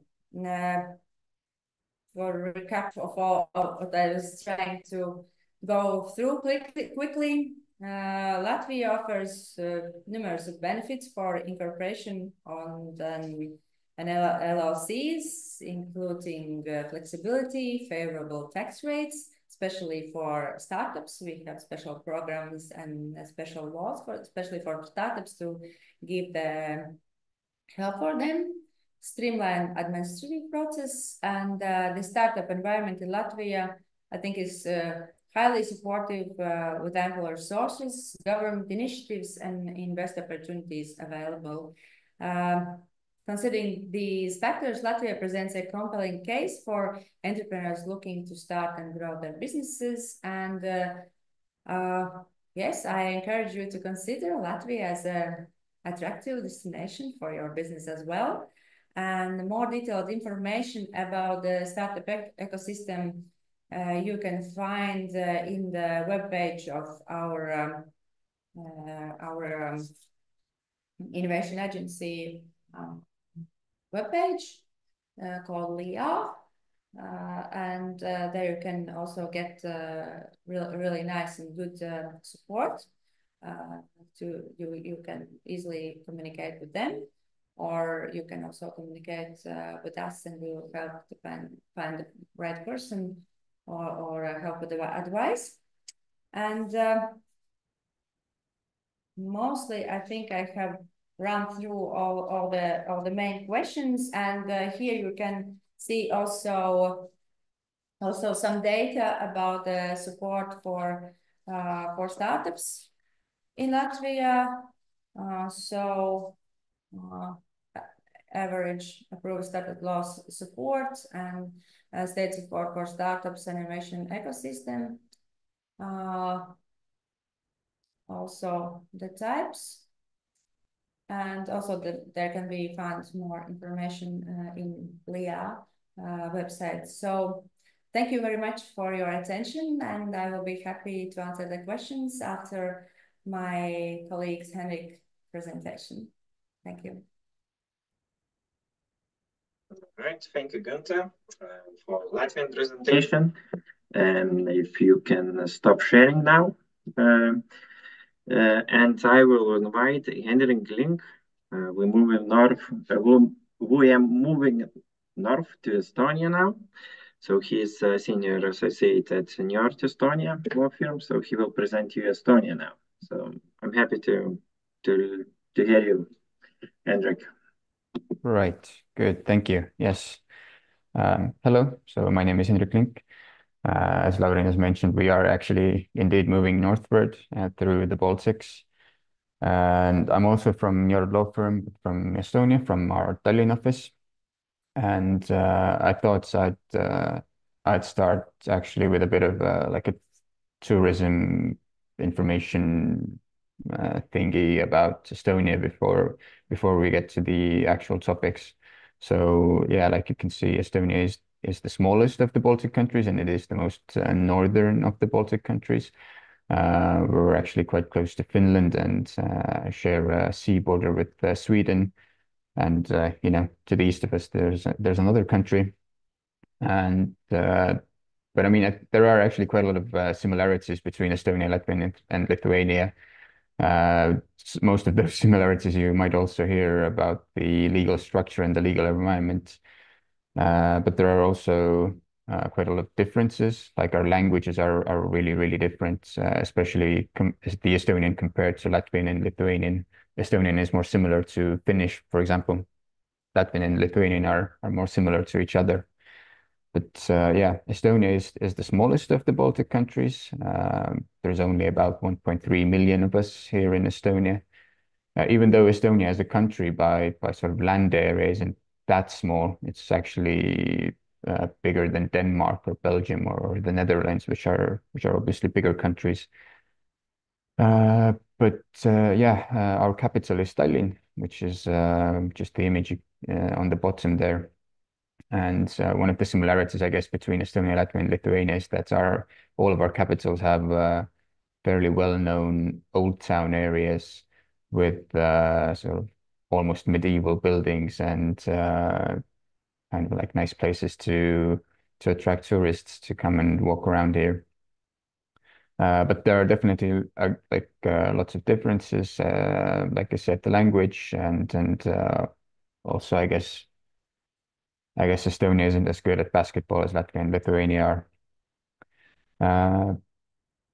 But on about the legal environment and moving to Estonia as a foreign startup and starting your business here, we all agreed that we'll use the same kind of structure for our discussions, so it's easier for you to follow, like Gunta and Cornelia already said as well, and compare the different aspects about the different countries.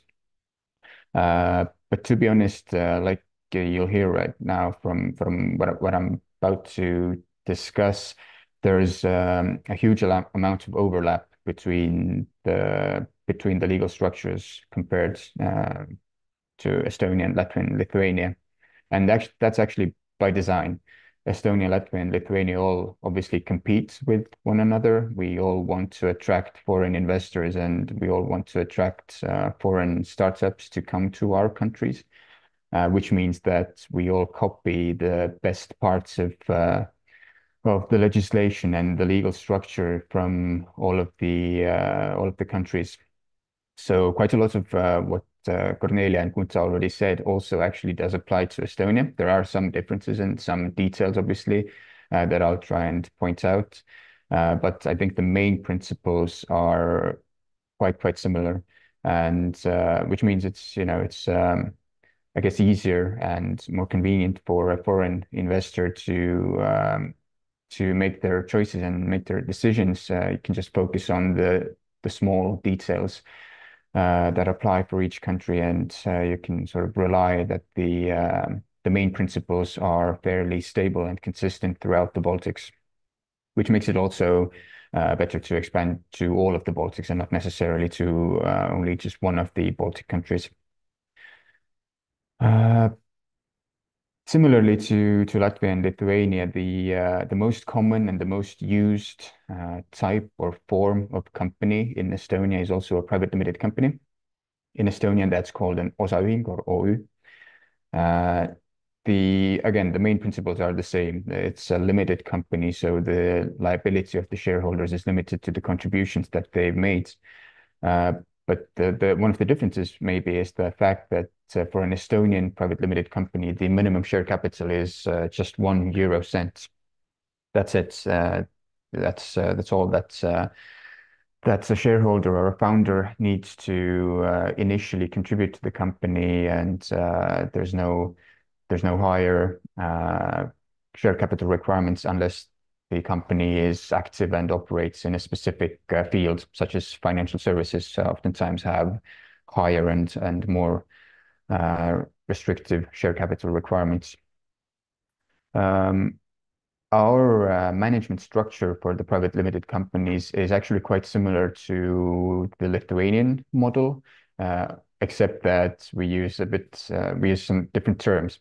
So again, we also have shareholders, and we also we have a management board, which is quite similar to the employee director in Lithuania. And what we have as an optional choice for an Estonian private limited company is a supervisory board, which would sit in between the shareholders and the management board and kind of like takes the role of what Cornelia described about the management board in Lithuania. But basically, if we stay with and follow the traditional structure, the management structure in Estonia for a private limited company, it's just the shareholders and the management board. And the management board is the entity which runs the day-to-day operations of the company. It manages the company, it represents the company, it conducts all sorts of operational decisions and activities in relation to a company in Estonia. All Estonian companies need to have an area of activity. They need to designate their area of activity, but they're not restricted to a specific area of activity. So there's no need to, for example, determine the area of activity in the company's statutes or articles of association. It just comes down to what the company's area is and where it's active in its business. And then it's kind of retroactively in the annual report designates what the main areas were for the preceding financial year.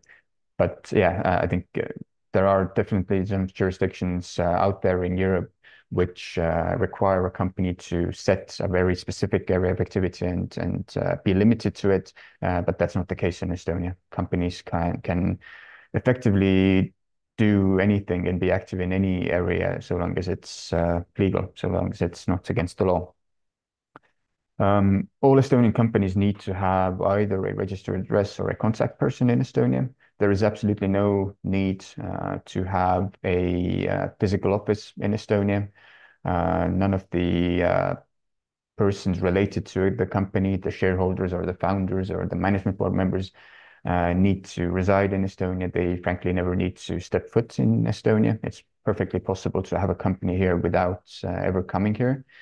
But there needs to be a place of contact where others can send notices to the company and make sure that those notices and that information is accepted.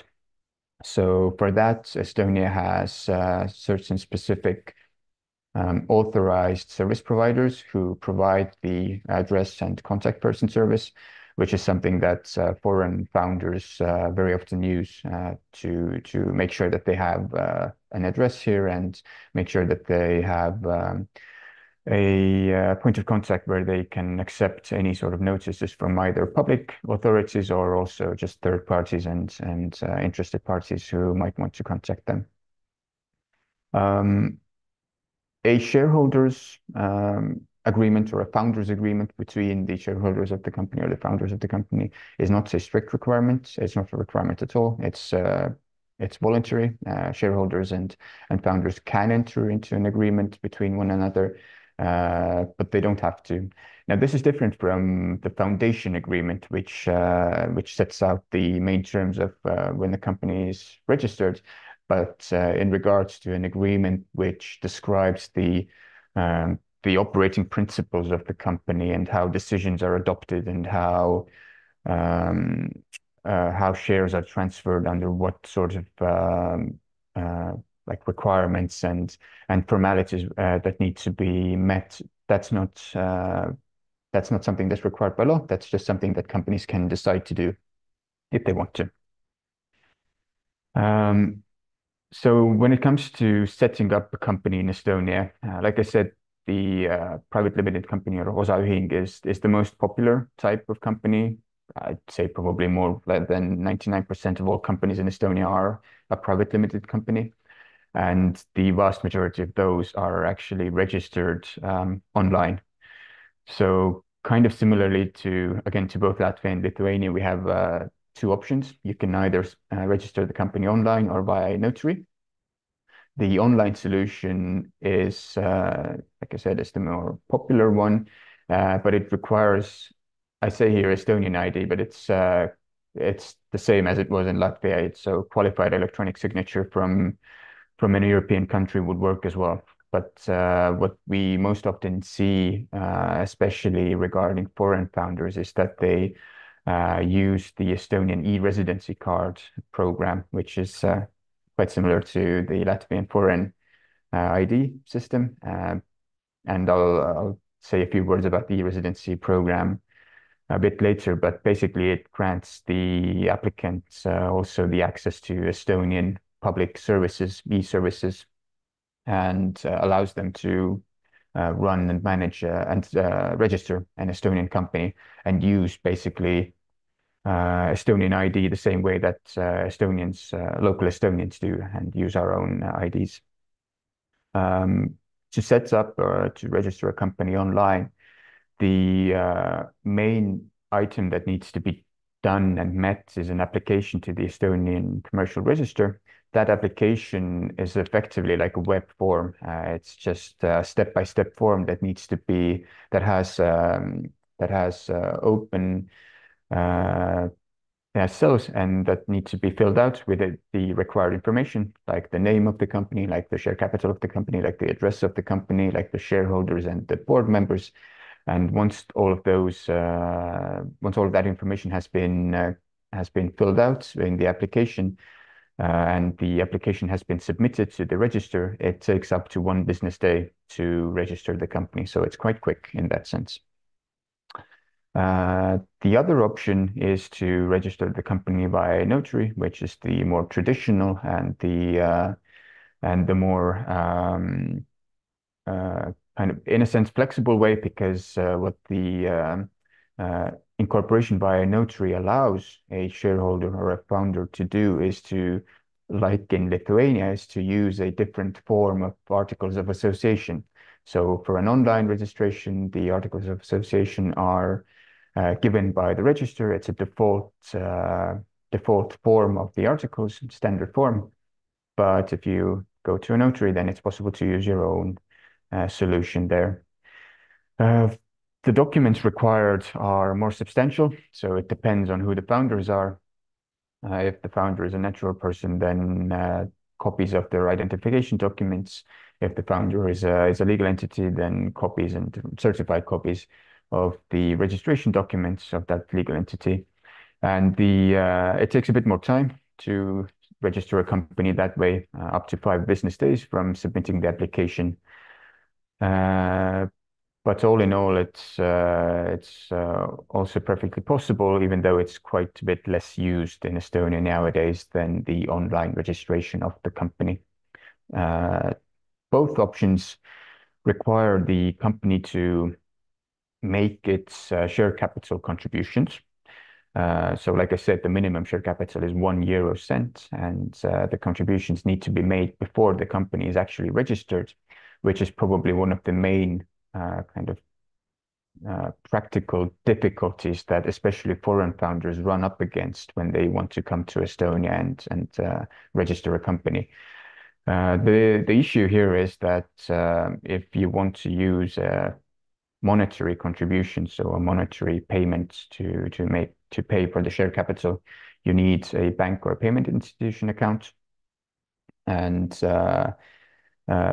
again, like Latvian, Lithuania, Estonian banks also have a sort of a temporary solution that we call a startup account or a starting account that's intended just to pay in the share capital.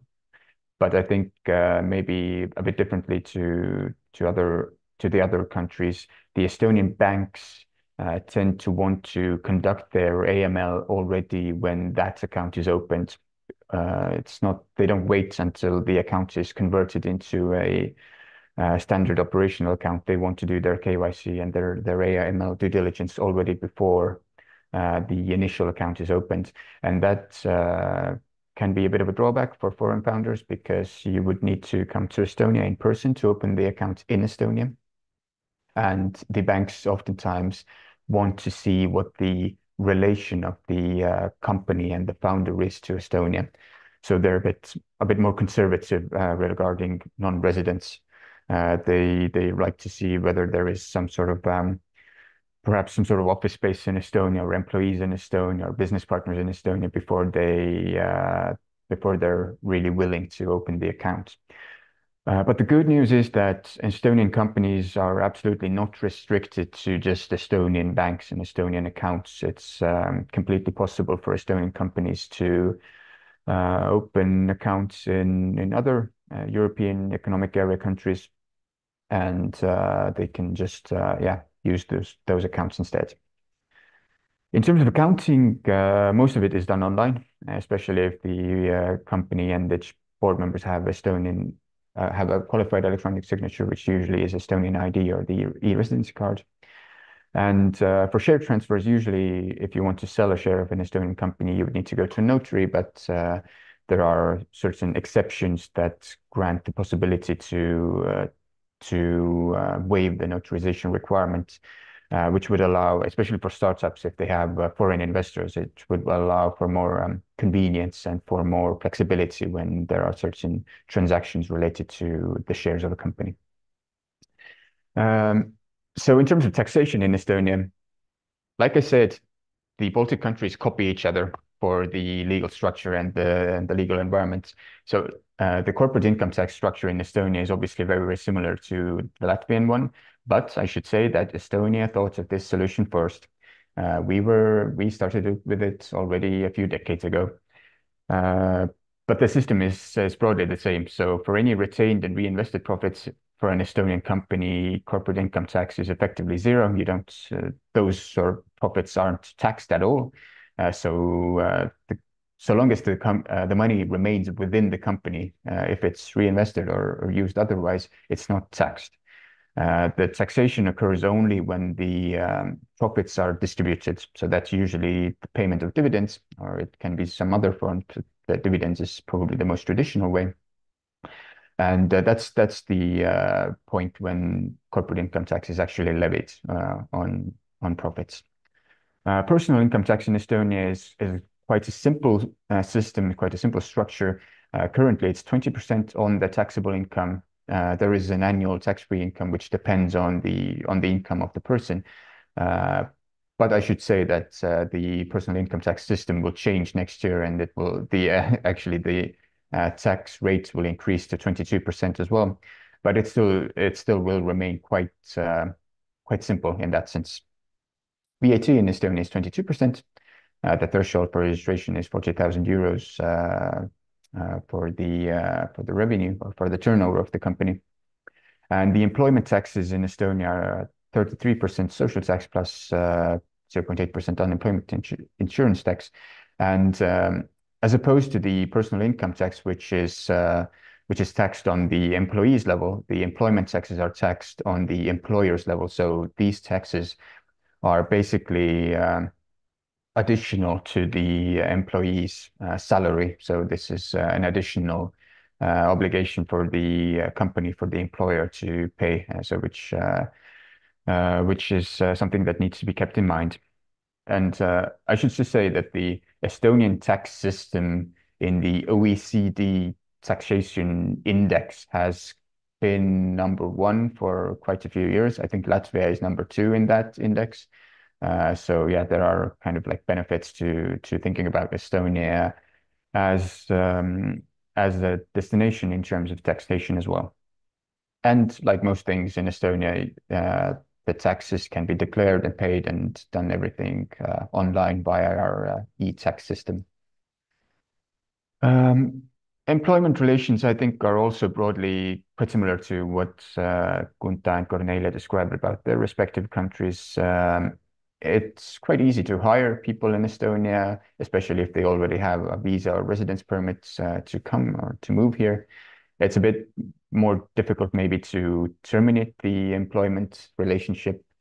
There needs to be a reason to do it, obviously. Either there is a reason to actually terminate the relationship due to something that the employee has done, or if there's economic reasons, then it's a matter of redundancy. But I think it's broadly the same as it is in most other European countries, and definitely broadly the same as it is in the Baltic countries. The probation period in Estonia, I should say, is 4 months, up to 4 months, which is the maximum.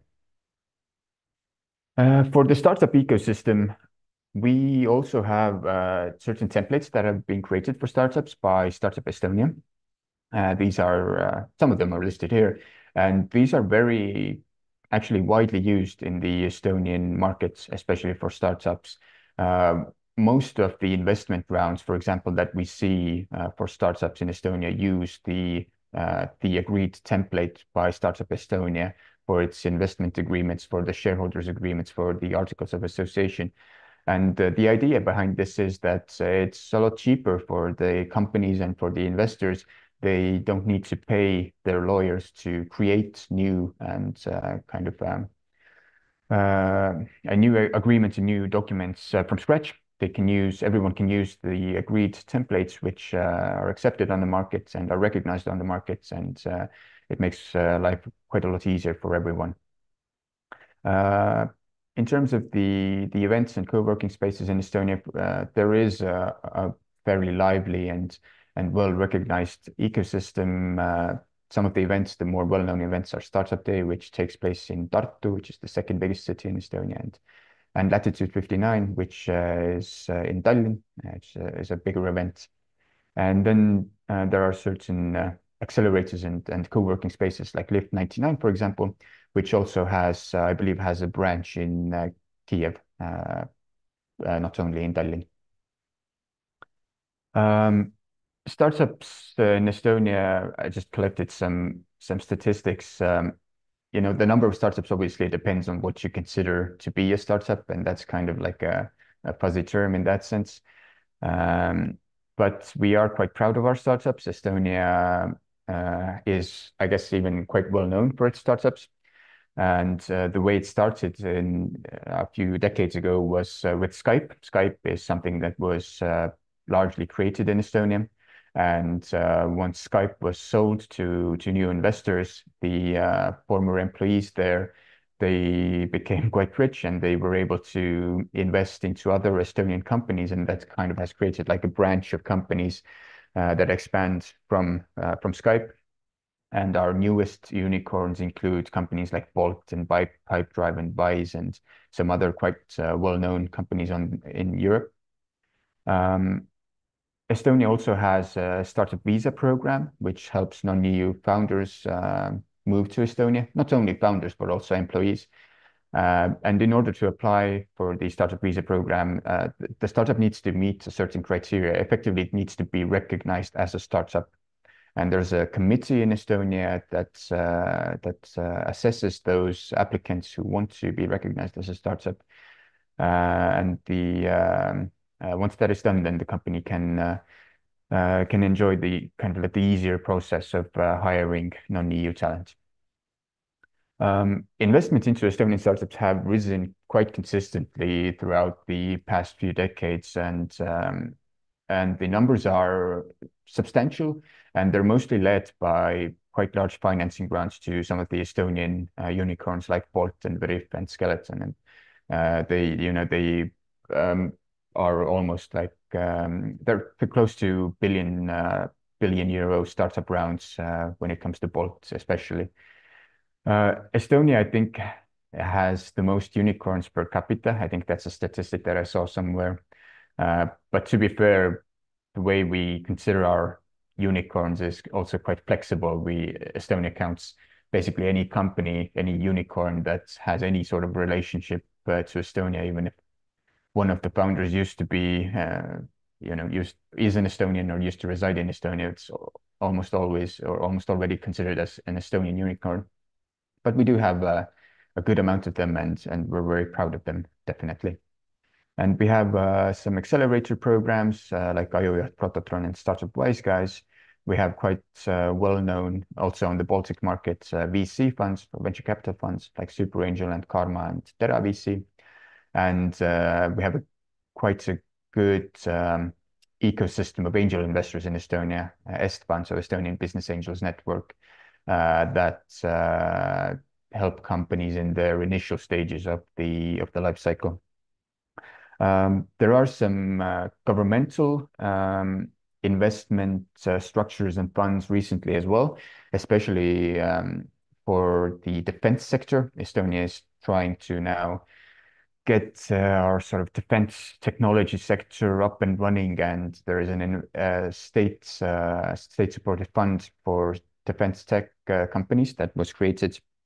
But I think Estonia historically has been more known for our fintechs and our enterprise software companies, software as a service type companies, and things like that. So like I said, or like I mentioned, similarly to the Latvian foreigner ID program, we have what's known as e-residency. Again, Estonia was the first with this, and the Latvians copied us, but it works quite similarly. So you can apply for an e-residency card. It's not personal ID. You can't use it to travel, but it allows the owner of the card to use Estonian public e-services, and just to register a company, to administer the company, to manage the company, and do that entirely online. There's no need to come to Estonia. The card can be picked up from pickup locations from basically all around the world, and that can be used then to run an Estonian company. It should be said that the e-residency has no effect on the person's tax residency. So the name is a bit of a misnomer in that sense, that it has no actual residency implications. It's all just it's just like an access point to the Estonian public infrastructure, e-infrastructure. There is an e-residency marketplace and a community for like service providers. For example, accounting services are often advertised on that marketplace that have more experience with e-residency companies, and that tailor their services to e-residency companies, and can kind of like help those types of companies in a more flexible and experienced way. We will have a Q&A session now as well, but if anyone has any questions coming up or later, our contacts are on the screen here, and we'll be happy to help and happy to answer. But that's it for me right now, and thank you for your time. Thank you, Hendrik. We have a Q&A session now, and we have one question for you from Alexei, directly to you, so we can do that. Is it possible to open a bank account in Estonia online? So in which situation you can do that? Can you answer, Hendrik? Yeah, sure. So it definitely is possible to open an account in Estonia online, but the kind of question boils down to, again, the banks and their KYC and their AML. So it's much easier for an Estonian resident to open the accounts online. Then the banks are quite happy to do that quite quickly. But if you're a non-resident and perhaps have Estonian e-residency, which would allow you to access the online portals the same way that Estonians do, then the banks they will probably want you to come to the bank office and appear there in person, and so that they can identify the client. So it's a bit of a yes and no. It is possible theoretically, but it's possible for residents, but if you're a non-resident, then it's more complicated. Okay, thank you, Hendrik. We're done. So we accept now the live question. Just you raise the hand from the toolbox. Just push the button, raise the hand on the Zoom screen, and then I will allow you to speak with us.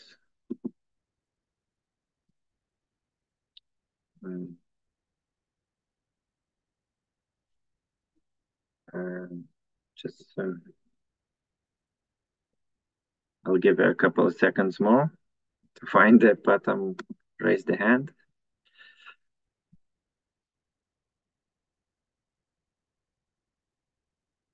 Okay, Ira. Okay, welcome back, Ira. Thank you. Just remind us. You're allowed to speak now. Just ask Yes. the question. Hi, can you hear me? Yes, perfectly. Great.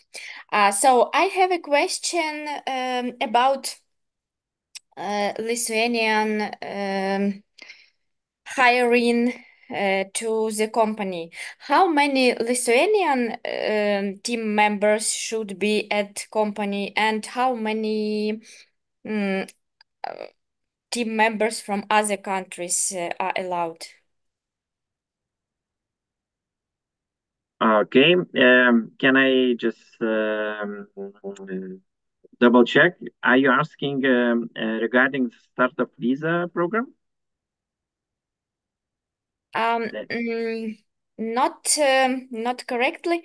We are Ukrainian company, and now we are relocating to Lithuania, and we have already opened LLC, and we will hire people. And I want to ask how many Lithuanian team members can be at company, like workers, and how many from other countries, Okay. like Ukrainians, for example. Yeah. Okay. Non-European citizen. Mm-hmm. Okay, it's clear. And let me see if the Cornelia here.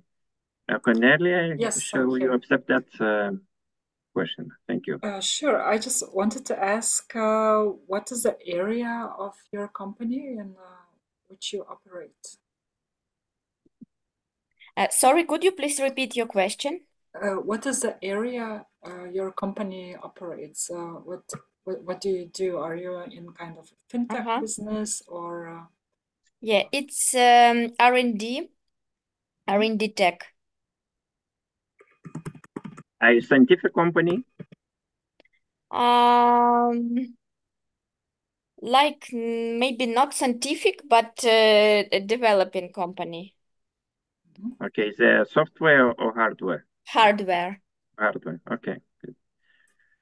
So actually, as far as I know, for this type of company, as it is not subject to any particular license, then there is no requirement for employees to be Lithuanians, at least from the general legal perspective. Because I know that, for example, for fintechs, there is a requirement that the general management, the top management would be Lithuanians, because they need to communicate with some supervising institutions, so they need to know the local language, the local laws, etc. But generally speaking, there is no requirement of how many employees should be Ukrainians or how many should be Lithuanians. Then, of course, if you apply for some specific visa, there may be separate requirements, but talking generally about a regular company, for example, we were working with a company that's relocated from Ukraine. It was in the area of journalism, and their employees are majority Ukrainian citizens, and there is no problem with that. Okay, All right.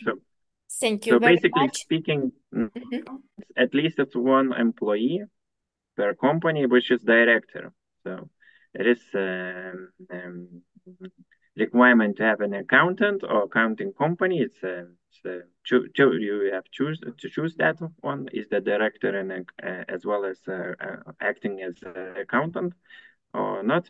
So at least one, and it doesn't matter how many Ukrainian. So it's not compulsory to be Lithuanian if it's not working on if it's not opening a bank or a financial institution, fintech company here. So far on regular basis, we're not talking about startup visa. Startup visa might have some different requirements for relating to the industry. So it might be that there is minimum people for startup visa, like 5. Yulia is not here. She could answer that clearly, but I expect that to be to have minimum employees for the company moving to the Lithuanian, for instance, region.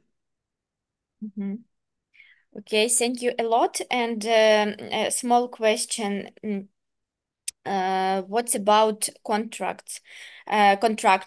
I mean, how many team members should be in the company for regular basis, and how many contractors? I mean, if we have only contractors, for example, 3 contractors and any team members, is it allowed? Okay, so I can answer this this question. Mm-hmm. Actually, well, at least one employee will be in the company, meaning that it will be the director of the company. And then about the contractors, if it depends actually if they are real contractors or you hire these people as contractors just to save on taxes, you know, because Real contractors, they are yeah, abroad. Mm-hmm. because there is a state labor inspectorate that sometimes make the checks to be Mm-hmm. sure that these contractors are not dissimulated employees. And Mm-hmm. how you can distinguish it, there are, for example, such criteria as if these contractors have any other contracts, if they provide services to any other companies, or is it exclusively to this company, then if there is any kind of domination, you know, if the hiring company can give instructions on how to work on managing the schedule, and actually it is analyzed on case by case basis. So it depends on your contracts, how they are established, and one of the main criteria, as I said, if they are providing services to any other companies or not. If they are, most probably there is no problem. If they are not, then there may be some suspicions from the State Labor Inspectorate, who may check if it is not really a dissimulated employment contract. Okay, I see. Thank you so much for so detailed answer. You're most welcome. That's all from my side. Okay, thank you, Ira. Very good. There is we're waiting for more question if we have to. So, anybody else on this meeting? I can see one question to me from webinar chat. So okay, I you can will answer that. Yeah, if there is a personal one, just check it out. If it's you can answer that publicly, so we are glad to hear.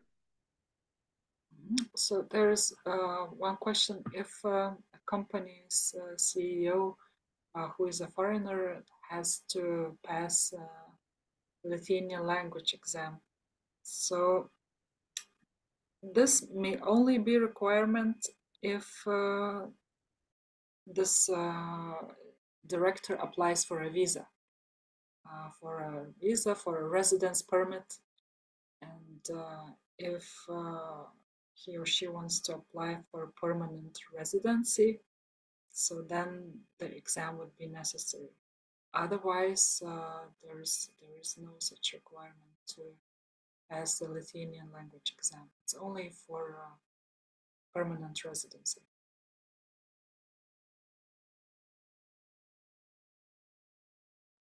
Yeah, thank you, Cornelia. I can add that for the temporary visa, it's not necessary, just for the permanent one.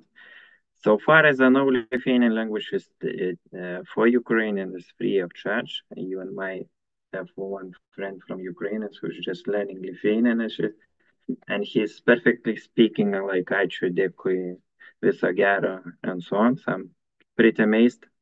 I ever thought that Lithuanian Baltic language is quite difficult, but it seems very manageable in these terms. Okay, so I would go to wrap up. So quickly, to sum up, that's it doesn't matter to which company you go or open your startup. They are pretty much similar in legislation, legal environment, and governmental support. All of them have startup visa programs. All of them has priorities on online services, e-signature. You can use the public services quite flexibly. Depends on you. So it might be, so you do not miss. I mean, if you start in any of these countries, you do not make, I would say, you do not lose to nobody. And these countries is accessible even by car. So, for instance, you can manage to go from Vilnius to Tallinn through 6 hours. Even I remember I did that. So 6 o'clock, I just go by car to Tallinn, and 12 o'clock I am having a meeting, 3 hours in Tallinn, and then coming back. So everything is manageable on these 3 Baltic states, so you don't need to worry about. So it doesn't matter if you stay Tallinn, Riga, or Vilnius.